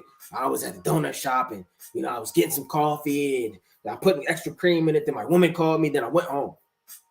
But what if all of the cameras was up? All of the evidence, all of the souls, all of the lots of regeneration, and all of the things that you've done right before your face, ready to slay you and burn you with fire. That's a proper judgment. It says, and have license to answer him for himself concerning the crime laid against him. And he's going to have to answer. You know, just kill somebody like a thief in the night or just chop Esau's head off. I mean, it's nothing wrong with that, but it'll be more satisfying to accuse him, to pull it up, have evidence, to have that judgment laid out. That's what they do in the courtrooms. They did that during the Greek time, the Roman time, so-called American time, and they're still in that from the scriptures. Witnesses, raising your hands is a blasphemous tactic.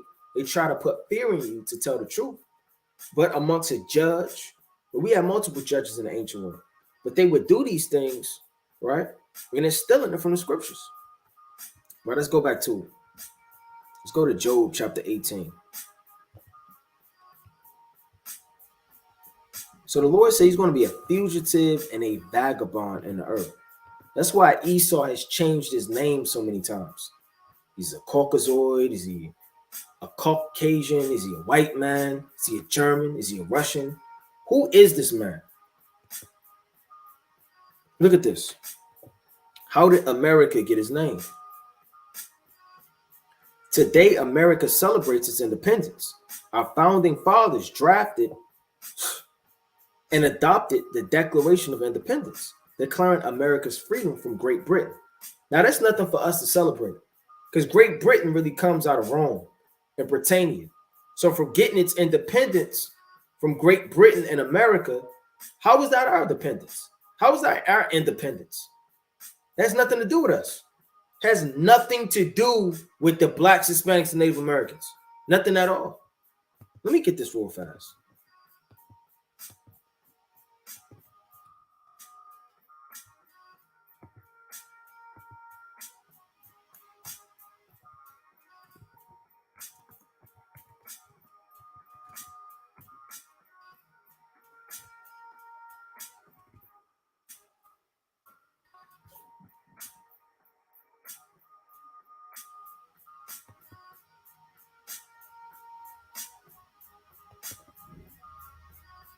Now, this whole thing, I mean, when you dive into this history and to really understand it and keep going deeper and deeper into it, right?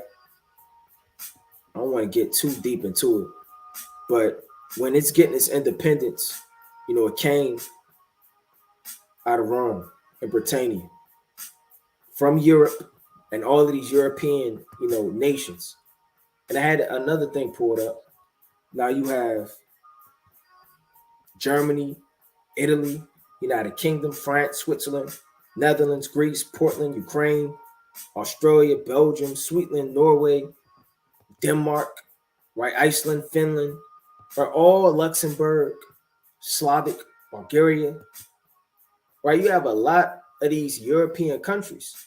Now they have taken on different names, right? Reading on from this article, while the colonies may have established it, right? You had the 13 colonies, right? And they came right to so-called America, right? By the so-called British settlers, right around 1607, right? You had a man, you had many men, but you had America Vespucius, which a lot of people know.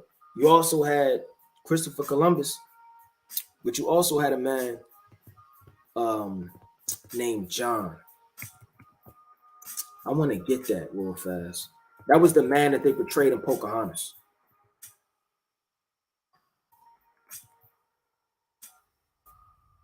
If I could pull that up. John Smith.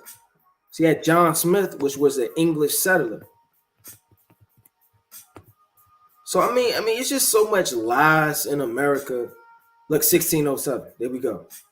The Virginia Company financed a voyage to the New World so that settlers may found a colony in the New World. Check that out.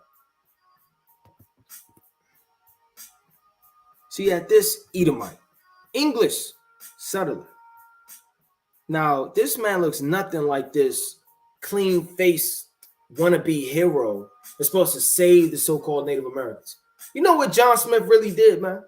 He was a rapist and a liar. And John Smith organized the men that were of the English settlement because they could not survive during when they came to this world. The colonies and things were going under until John Smith came around. When John Smith came around, the colony and everything started to flourish through his understanding he got from our people. Let me get this real fast. John Smith was an English soldier, explorer, colonist governor. Let me see, played a role in the establishment of the colony in Jamestown. Exactly. What did he play a role in? By stealing everything, stealing how to do all of the agricultural work and the avenues and different pathways. And he took everything of what he learned and he used it to build up the colonies, because you had old, dirty white men getting drunk, not knowing how to do any agricultural work or how to flourish. When you go into the history, and that's a lot of history to go into, but we're not going to get that deep, right? Let me read on. While the colonists may have established America, right, which they didn't, right, we were already here. They didn't establish America.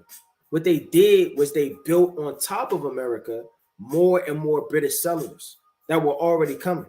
You had parts of America that they were fighting over. You had Britain fighting with all of these different other nations, which were of the Europeans, right? France, Spain, all of them were fighting over land. So around the Jamestown area in Virginia, they started to build up those colonies.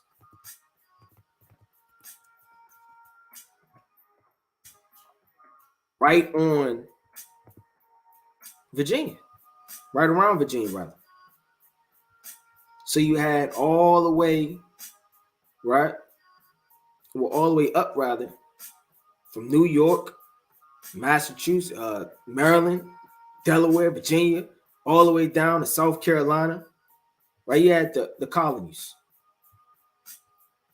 And in history, that really goes into it. So while they were building up and stretching abroad by coming to what they classify as the New World, was given a name long before.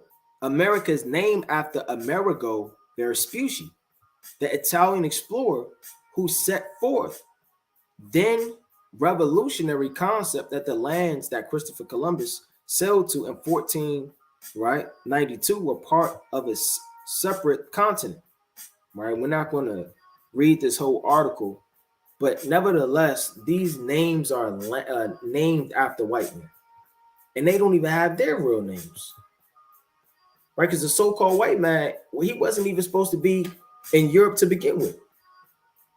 You had literally the Greek Dark Ages, which was a period of Greek history from the end of the Mycenaean, right, political, so like a partial civilization around 1100 BC to beginning of the Archaic Age around 750. So that was a lot of the time where they were running the Japhites up out of Europe, because the Japhites inhabited Europe during this time.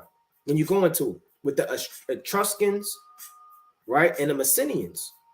So this man, he has stolen Europe, right? He's a Caucasoid, he dwells in the mountains. This man has no certain dwelling place.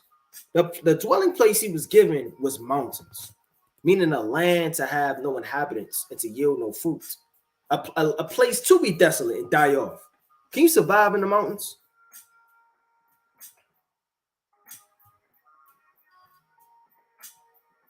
Now, a lot of people, when they think of mountains, they think of this. They think of all this down here. We're not talking about that. We're talking about this. This is what he was really given. A mountain, rocks, dust, dirt. A place not to be inhabited. To really be a waiting period or an allotted time before his judgment. Because the Lord really said, when you read the book of Numbers, the 35th chapter, right, that you have refuge cities to go to. That the avenger doesn't slay you. But what is Esau doing now? He's all over the earth. Let me get this quick precept. All right, let me get one more on that. Let's go to Habakkuk.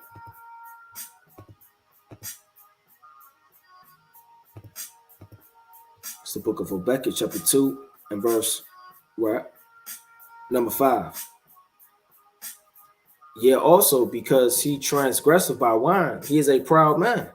Neither keepeth at home, who enlargeth his desires as hell, and is as death, and cannot be satisfied, but gathereth unto him all nations, and heapeth unto him all people.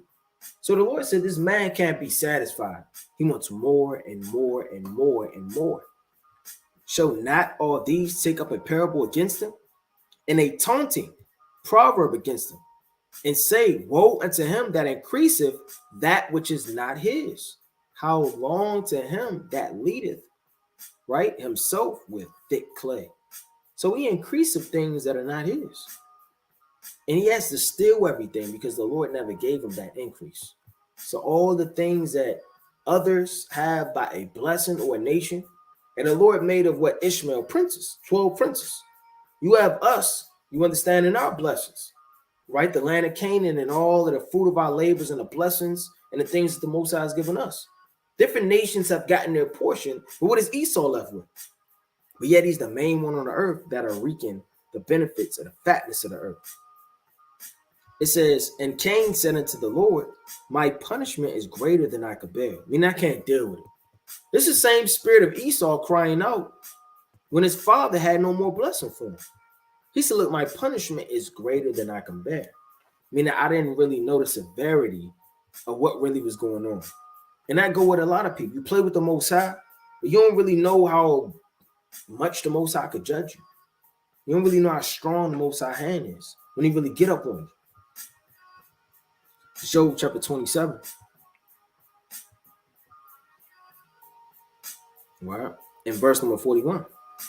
And Esau hated Jacob because of the blessing wherewith his father had blessed him. And that's the same thing about Cain and Abel. Cain hated Abel because he was righteous. What did he do? He didn't do anything to be hated. Esau hated Jacob because of the blessing wherewith his father had blessed him. That's the same spirit of the Most High in Abel and Jacob, just like Isaac and Jacob. It says, and Esau said in his heart, the days of mourning for my father are at hand. Then will I slay my brother Jacob. I mean, I'm going to let this thing kind of sizzle, you understand, until the right opportune time that I may kill my brother. Meaning what? All that time it was laid in his heart, all that mischief, the backbiting, the murmuring, the hatred, the envy about his brethren, the things that he had been blessed with. And the Most High was beholding all of those things. So when you actually go into this thing, you know, this man, he's wicked. Well, that's old. That's the Old Testament. No, brother, you know, you got to show mercy. He could be drafted in. Da, da, da, da. No, the Lord hates Esau. He is the congregation of the hypocrites. Jacob have I loved, Esau have I hated. And the Lord said, they shall build, but I will throw down. And the people whom the Lord had indignation forever. In the book of Malachi, the first chapter, verse 2 all the way down. Right? Let me go back to it. It's Genesis, right? Chapter 4 and 13. And Cain said unto the Lord, my punishment is greater than I can bear. Behold, thou hast driven me out this day from the face of the earth. Slakia, from the face of the earth, and from thy face shall I be hid. What does it mean you hid from the Most High's face? The face of the Most High is blessings and the prophets and understanding and mercy. All of those things are hid, and he will not have them, nor does he know them. This is Numbers chapter 6 and verse 25. The Lord make his face shine upon thee and be gracious unto thee. So the grace and the mercy and the blessings is really going to be the Lord's face shining upon you. Meaning you're going to see all of the glory of the Most High resting upon you through the fruit of your labors and your grace and your mercy that the Most High gives you. Where is his grace? Where is his mercy? Where is the things that the Most High is going to give to him in the latter end? Because he's not going to be accepted. Nor is there any sacrifice, oblation, right? Or any man to stand on his stead, right? To say otherwise. The Lord lift up his countenance upon thee and give thee peace. So what's our latter end in the Lord's face shining upon you? Peace and mercy and grace. and they shall put my name upon the children of Israel, and I will bless them. Right? It says, behold, thou hast driven me out this day from the face of the earth. Meaning all the men aren't going to necessarily see this man. He's supposed to be driven afar off yonder to dwell in the mountains. From thy face shall I be hid, meaning a grace, mercy from the Most High. And I shall be a fugitive and a vagabond in the earth. And it shall come to pass. Why is he saying this? And it shall come to pass that everyone that findeth me shall slay me. Why is he saying that? Because he knows the law. He knows that, yeah, if people find you, yeah, they're going to slay you, man. Let's go to the book of Numbers, chapter 35, right? Let me get this quick precept. If he didn't know the law, why would he say this? Now you want to quote the law in verse 25. And the congregation shall deliver the slayer out of the hand of the revenger of blood, and the congregation shall restore him to the city of his refuge, whether he was fled, and he shall abide in it, right? Shall abide in it until the death of the high priest, which was anointed with the holy oil. So like with the holy oil. That's the point, right? So like, bear with me. It says, but if the slayer shall at any time come without the border of the city of his refuge, whether he was fled, and the revenger of blood find him without the borders of the city, meaning he wasn't in no city, and he knew that if word got out that they would slay him immediately. Of his refuge, the revenger of blood killed the slayer, he shall not be guilty of blood. Check that out. Because he shall have remained in the city of his refuge. Where was his refuge? Let me read that again. I shall be a fugitive, meaning he has no refuge. He has no place to go. He has no place where he's going to literally be safe from the hand of the avenger. And that's spiritual, because he has no hope, no love, no mercy. The Most High is not dealing with you. You're not even a part of the law to be able to be given this fortress of safety. You're just wandering around.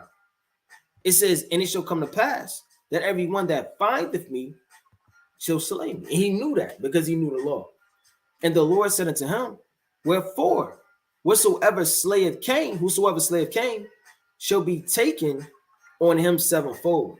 Right? So vengeance is going to be taken on Cain sevenfold, right? If he did what?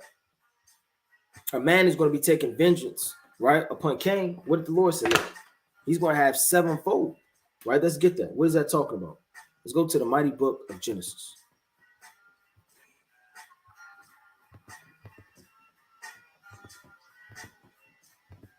Chapter 9 and verse number 6. Whosoever sheddeth man's blood, by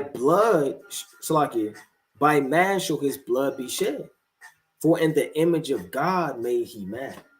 So who was made after, you understand, the Most High's image? Abel was. Abel was an upright man. He knew the law. He obeyed his father. He was the same in the spirit regenerated. He literally is Jacob. He's the righteous. They're the wicked. He was a tiller and a guard of the sheep, while everybody else, you understand, was going the hell off and tilling the ground. Cain just tilling the ground, licking up dust. It says, for in the image of God made he man. That's why only demons and spirits try to have you to manipulate and destroy your body through tattoos, self-hatred by doing drugs, fighting, anything to mar the glory and the image of the Lord. That's what these demons do. Beating up your woman, anger, slaying, murder, killing. Because that demon inside of you, you know what it's trying to do? It's trying to murder the Most High. It's trying to destroy the image of the Most High. Because that's their job, to destroy all righteousness. It's a war going on. The righteous against the wicked. The good against the evil. You understand?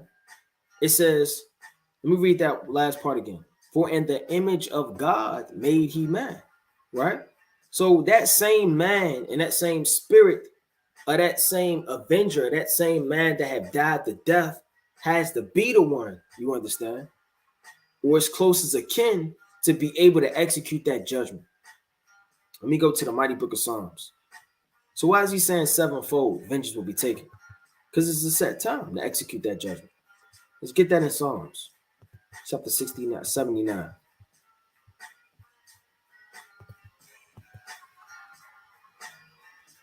I'm going to start at 10. Wherefore should the heathen say, where is their God? Let him be known among the heathen in our sight by the revenging of the blood of his servants, which is shed. Meaning David is saying, look, don't let these heathens say in their heart, where is their God? Then we could continue to kill them and manipulate them and overthrow them.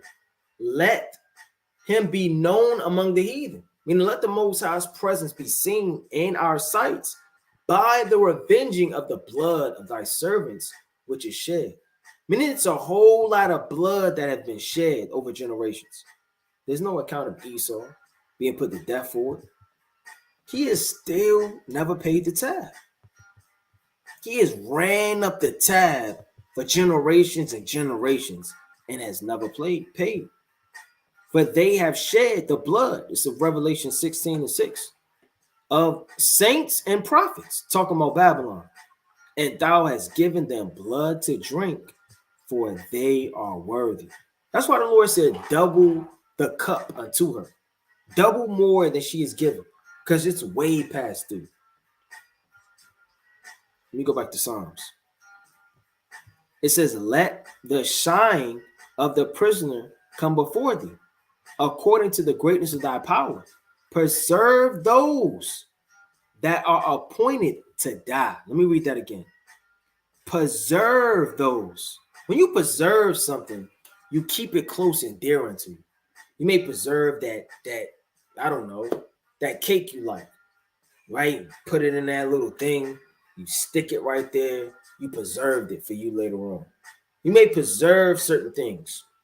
Whatever that case may be, you may preserve this picture, you may preserve this necklace your grandmother gave you. You made it dear unto yourself and took it, you understand, and put it away from everything. Esau's reserved and preserved into a set time of judgment. It's as if to just kill him too fast or to beat him up real fast, that's not good enough. He's preserved, though, so I can preserve those that are appointed to die. I mean, it's an appointed time to execute this judgment in a fashion that has to be according to the law. And render unto our neighbors sevenfold into their bosom their reproach, wherewith they have reproached thee, O Yahweh. So they're going to get that vengeance sevenfold. We're not going to take it, because if we do, we're going to get overthrown sevenfold. Let you come upon Esau and the so-called white man. What's going to happen? You're going to get jumped. You're going to get shot. Don't let you go like this to the so-called white man. What you gonna happen? You're gonna get the face gonna get slammed up against the thing. You're gonna get locked up. They're gonna beat you in jail.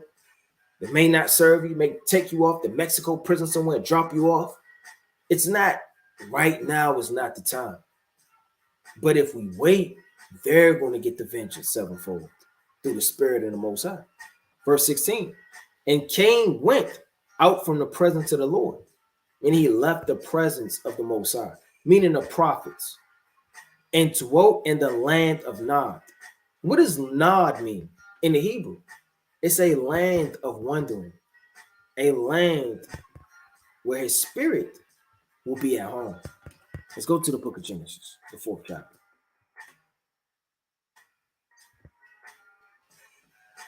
What's the land of Nod? Because everything, like we went over earlier on in the lesson, the names mean things. Nod is what? Wandering. So it's a land where you wander, because he has no resting place. He has no place of mercy and grace, and he has no place reserved to be safe, you understand, from the revenger. So he has to wander around and hide and put on disguises, put on Caucasian, put on white, put on all of these different things. Let me get this quick precept. He has disguised himself. Now he's Superman, he's Batman, he's all of these different things. Let's put this on. Let's go to the book of Job. Chapter 24.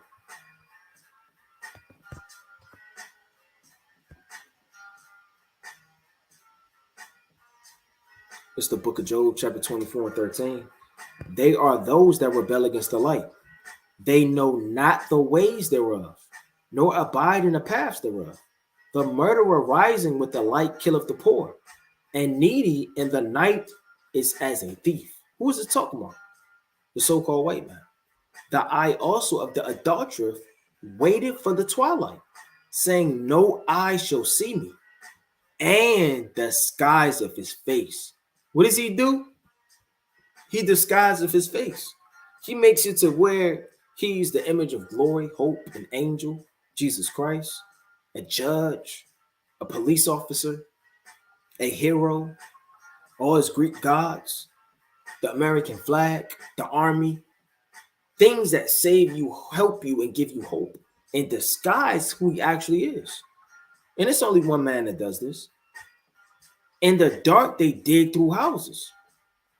Meaning, while you're sitting up there sleeping, he's tossing and turning how he can overthrow you, which they have marked for themselves in the daytime. While you're at work, he's marking places to overthrow the wilderness. Okay, we could take up that forest, chop down those trees, move those animals. This looks like this will be a good place for a business. You know what? We're going to take this poverty neighborhood. We're going to take down a building. We're going to rebuild. And we're going to have gentrification. We're going to remove up all of the so-called Blacks, Hispanics, and Native Americans. We're going to put a coffee shop right there. Then over there, you know, what we're going to do is we're going to put this over there. They know not the light. From the morning to them, it's like for the morning is to them, even as the shadow of death. So they can't stand the light, like a vampire. It says, if one of them, it's like it, if one know them, they are in the terrors of the shadow of death. Meaning, if you know them, if you're hanging around them, if your spirit is in tune with them and intact with them and their customs and the things that they like to do, you're in the terrors of the shadow of death. And you don't even know it. Now it says what? And dwelt in the land of Nod on the east of Eden. Now, out of all places, why did he go to the east of Eden? The east of Eden is where the flaming cherubims are, to keep men from the tree of life. Now, the tree of life, you understand, is the knowledge of good and evil. You understand that they were going through. Now, if you eat from the tree of life, you live forever. Now, the tree of life, what is the tree of life? You want to dive into that too. But that's see why he went to the east of Eden. It's the book of Genesis, chapter 3, and verse 23.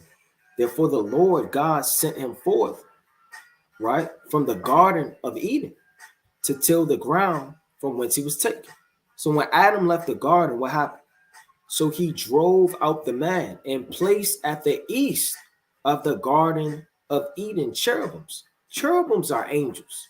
You have cherubims and you have cherubims. And a flaming sword which turned every way to keep the way of the tree of life. So why would you go somewhere where there are flaming cherubims keeping you away from the tree of life? I mean, why would you go to somewhere where it's keeping you away from the Lord after leaving the presence of the Most High? Why would you want to go somewhere where it's nothing but angels, flaming like a flaming sword going to and fro? What's your point of doing that? Because he knew that the Most High has turned his face on him. He has no longer blessings, any mercy, any hope, any more of a reward. So it's only one thing left to do. Be blessed by the spiritual demon Satan. And yes, the spiritual demon Satan blesses you. This is the book of Sirach, chapter 10, verse number 9. Why is earth and ashes proud? There is not a more wicked thing than a covetous man. For such an one setteth his own soul to sell. Now, if you read this in the spirit, it says it's nothing more wicked than a covetous man, meaning he wants something that's not his. What man on earth wants things that doesn't belong to them? That's the most wickedest man. For such an one, meaning this man that's covetous, that wants things that doesn't belong to him, setteth his own soul to sell, meaning he'll give up any and everything to get whatever he wants. Because while he liveth, he casteth away his bowels. Didn't the so-called white man cast away his blessing? Cast away being the firstborn, cast away all of the things that he would have had for a carnal, wicked reward? Because Satan blesses you. Let me get this in the book of Sirach, chapter 9.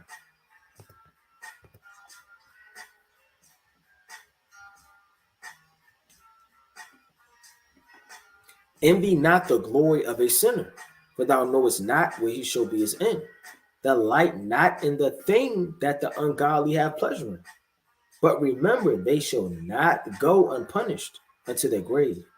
So we're not worrying about these sinners and these wicked men out here, man. We're not going to envy the glory of a sinner and all of the things that they could get, their cars, their clothes, all of the money, the jewelry. These things don't impress the righteous. They only impress the wicked. Only an idiot and a foolish woman is going to be impressed by carnal things. And only a foolish man is going to be impressed by carnal things. It's foolish and it's carnal. What could you really get from that? Other than sin and a reproach from the Most High. It's the book of Sirach, chapter 19, verse 5. Whoso taketh pleasure in wickedness shall be condemned. So who takes pleasure in wickedness? All that turn their back on the Most High. But he that resisteth pleasure crowneth his life. So you crown your life by doing what? Resisting all of the things that a lot of men covet and want. Look, it may not be able to have it. That's not the end of the world. Because if it was up to you, brother, you'd be living in a mansion somewhere, have millions of dollars, right? And all of these different things.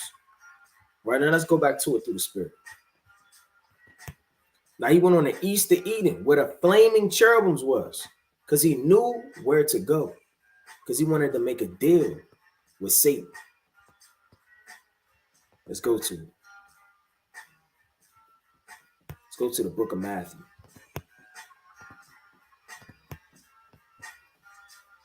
It's the book of Matthew, chapter 4, and verse number 3.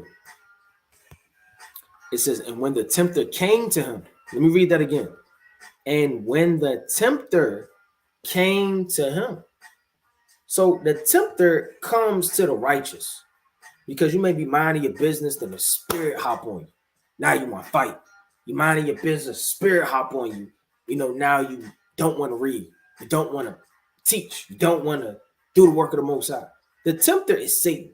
And he's going to come unto you. But how wicked do you got to be to go to him? Who goes to him?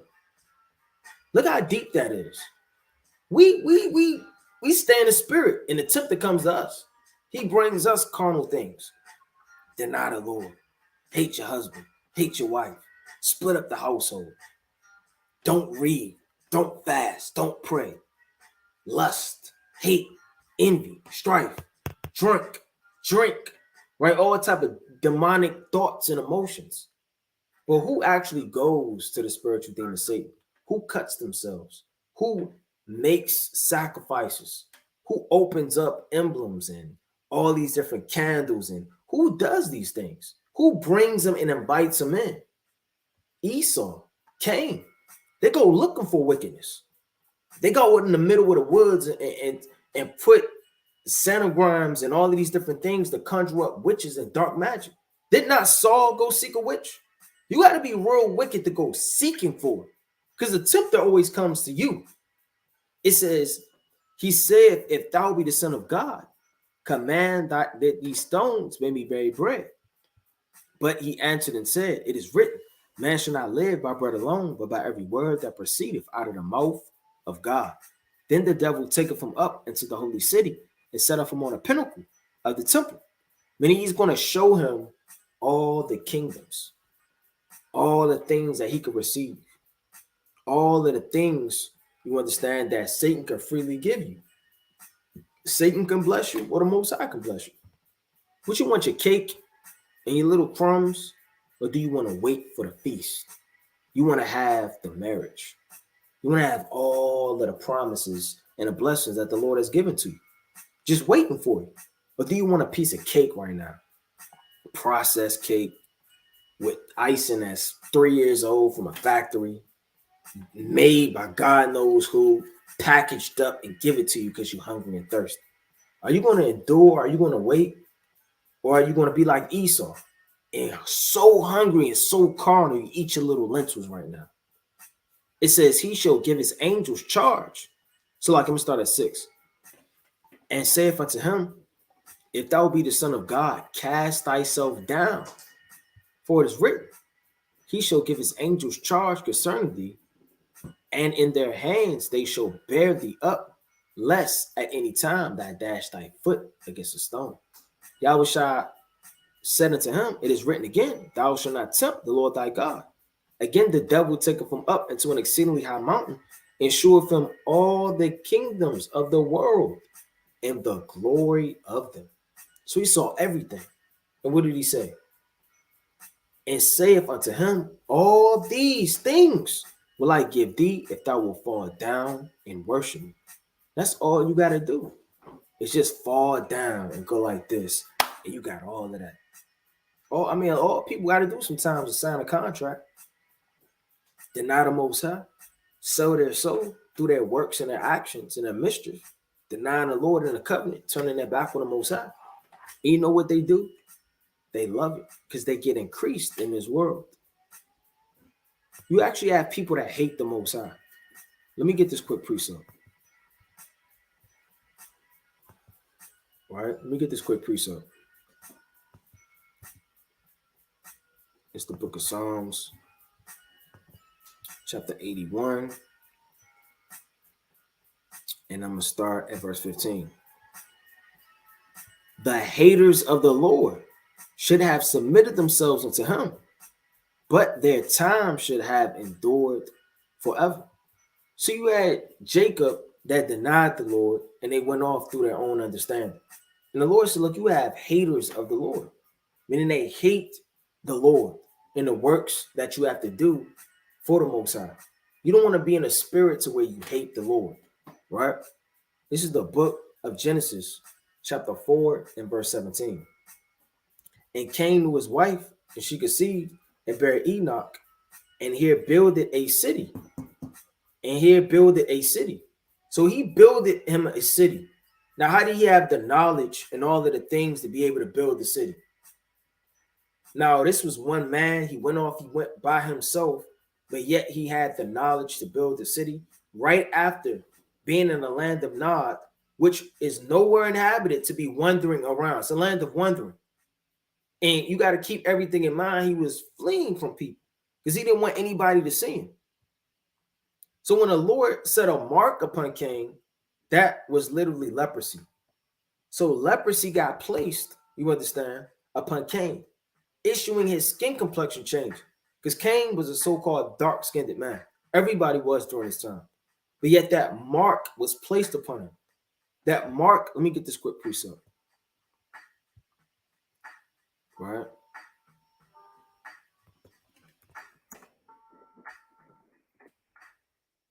Let me get this quick precept.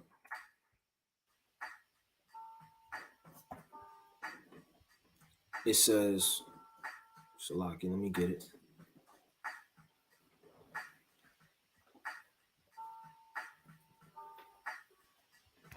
Shalaki, bear with me.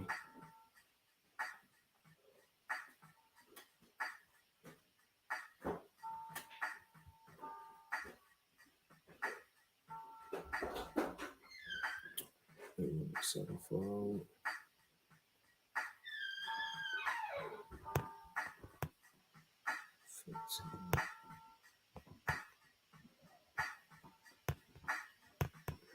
It's the word mark in the Hebrew. A distinguishing mark. Right?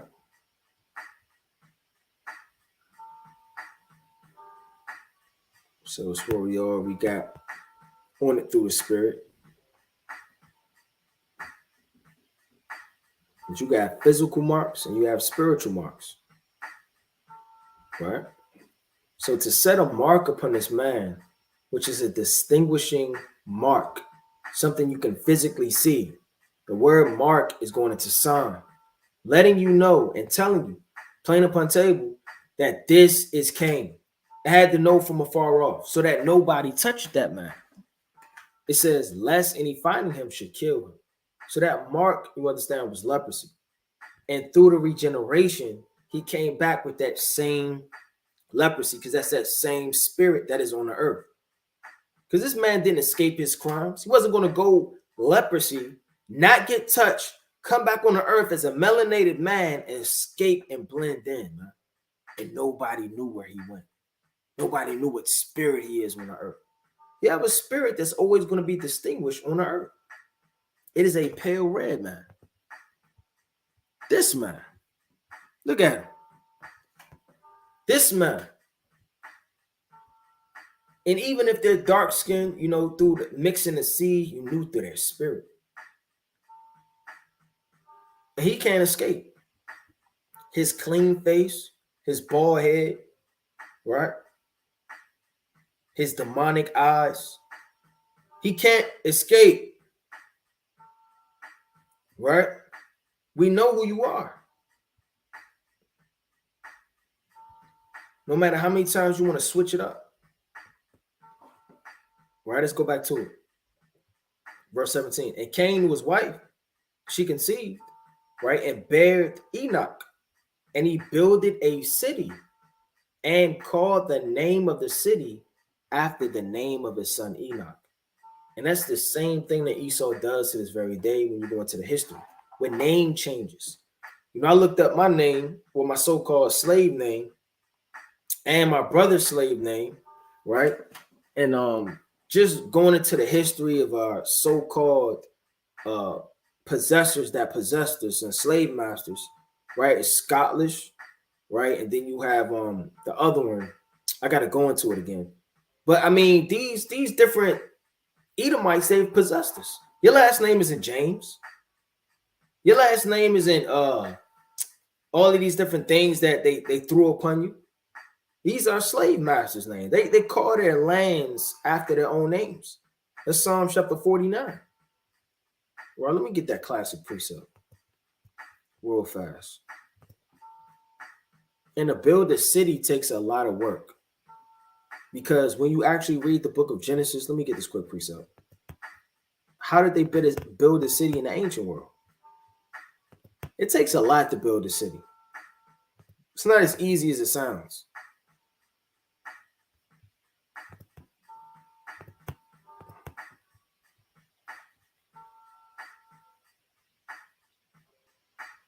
This is the book, right, of Genesis chapter 11 and verse number 3. And they said one to another, go and let us make brick and burn them thoroughly. And they had brick for stone and slime, but they had mortar. And they said, go to, let us build us a city and a tower whose top may reach into heaven. And let us make us a name, lest we be scattered abroad upon the face of the whole earth. And the Lord came down to see the city and the tower, which the children of men builded. So all of these children of men is sitting up here building up the ancient tower, right, in Shinar, Baal, right, in the Babylonian Empire, in the ancient world, right, the elder world, rather. And all of these different things are going on. That takes a lot of people. It takes a lot of foundation and agricultural work. These things aren't easy. Think about in the law, the Lord had to really set a man over the garments, the embroidery machines. A man to really scope and beat and get all of the gold and form things. These things don't just come about. Who built all the roads in America? All of the buildings. I mean, that takes time. And it's strategic. It doesn't just come together fast with one or two people. They didn't have Bob the Builders in the ancient world. They didn't have all of these things that we have now.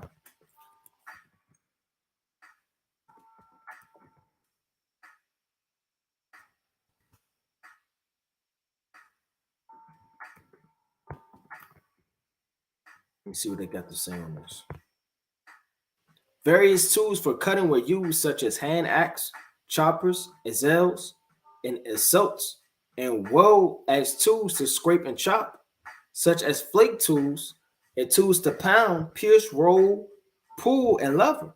Building materials include bones, such as mothrit, ribs, hide, stones, metals, bark, bamboo, clay, lime, plaster, and more.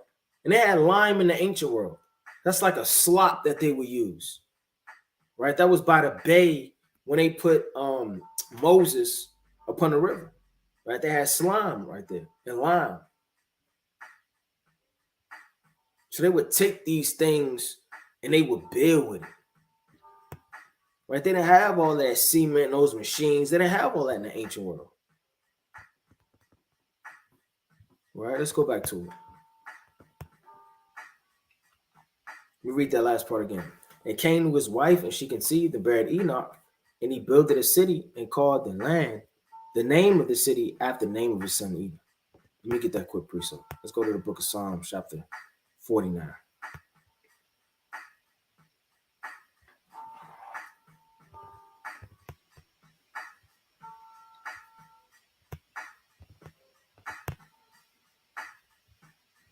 Their inward thought is that their houses shall continue forever, and their dwelling places to all generations. They call their lands after their own names.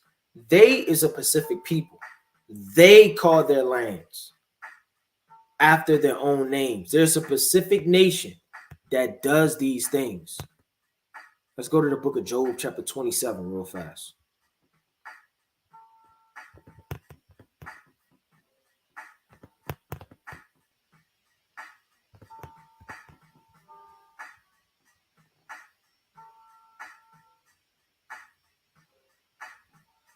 This whole thing is fire. I really want to start at 13, but I'm going to start at 19. It says, the rich man shall lie down, but he shall not be gathered. He openeth his eyes, and he is not. Terrors take hold on him as waters. A tempest stealeth him away in the night. The east wind carrieth him away, and he departeth. And as a storm hurtleth him out of his place. For God shall cast upon him, and not spare. He would faint flee out of his hand. Men shall clap their hands at him, and shall hiss him out of his place. And that's in judgment.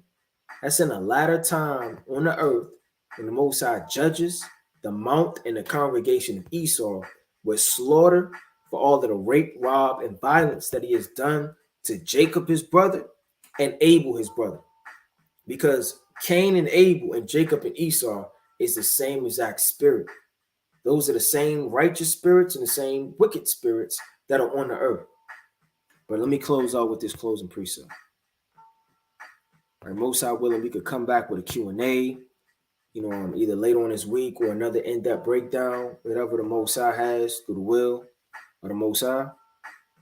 Right, it's the book of Revelation, chapter 3, verse number 2. Be watchful and strengthen the things which remain that are ready to die. So the Lord's requiring you to keep watch and to continue to strengthen yourself, no matter what's going on. Don't make excuses. A lot of brothers, they go off and they feel, too bad about it, and they fall out the truth. Well, I'll never be righteous. I can't do it. I'll never be her. I'll never be him. Brother, pick up yourself, man, and continue to walk. Continue to strive for righteousness. Don't faint. Everybody's going to fall. We constantly fall. Brothers are fainting right now. Sisters are fainting as we speak in a nation somewhere. Somebody's catching hell in their marriage. Somebody's catching hell with their job. Somebody's poor. But the righteous is going to cleave on, hold on his way. And he that feareth the Most High and have clean hands is going to do what? Wax stronger and stronger. So continue to cleave to the Most High and pray for mercy. For I have not found thy works perfect before God. Remember therefore how thou hast received and heard, and hold fast and repent. If therefore thou shalt not watch, I will come in thee as a thief, and thou shalt not know what hour I will come upon thee. So Lord willing, this was edifying through the Spirit. Lord willing, you took down some notes. And Most High willing, you continue to stay strong in the faith. But with that, I'm going to close out, giving all honor and glory to the Most High God, Yahweh, by Hashem HaMashiach, Malak Yahushua. Shalom.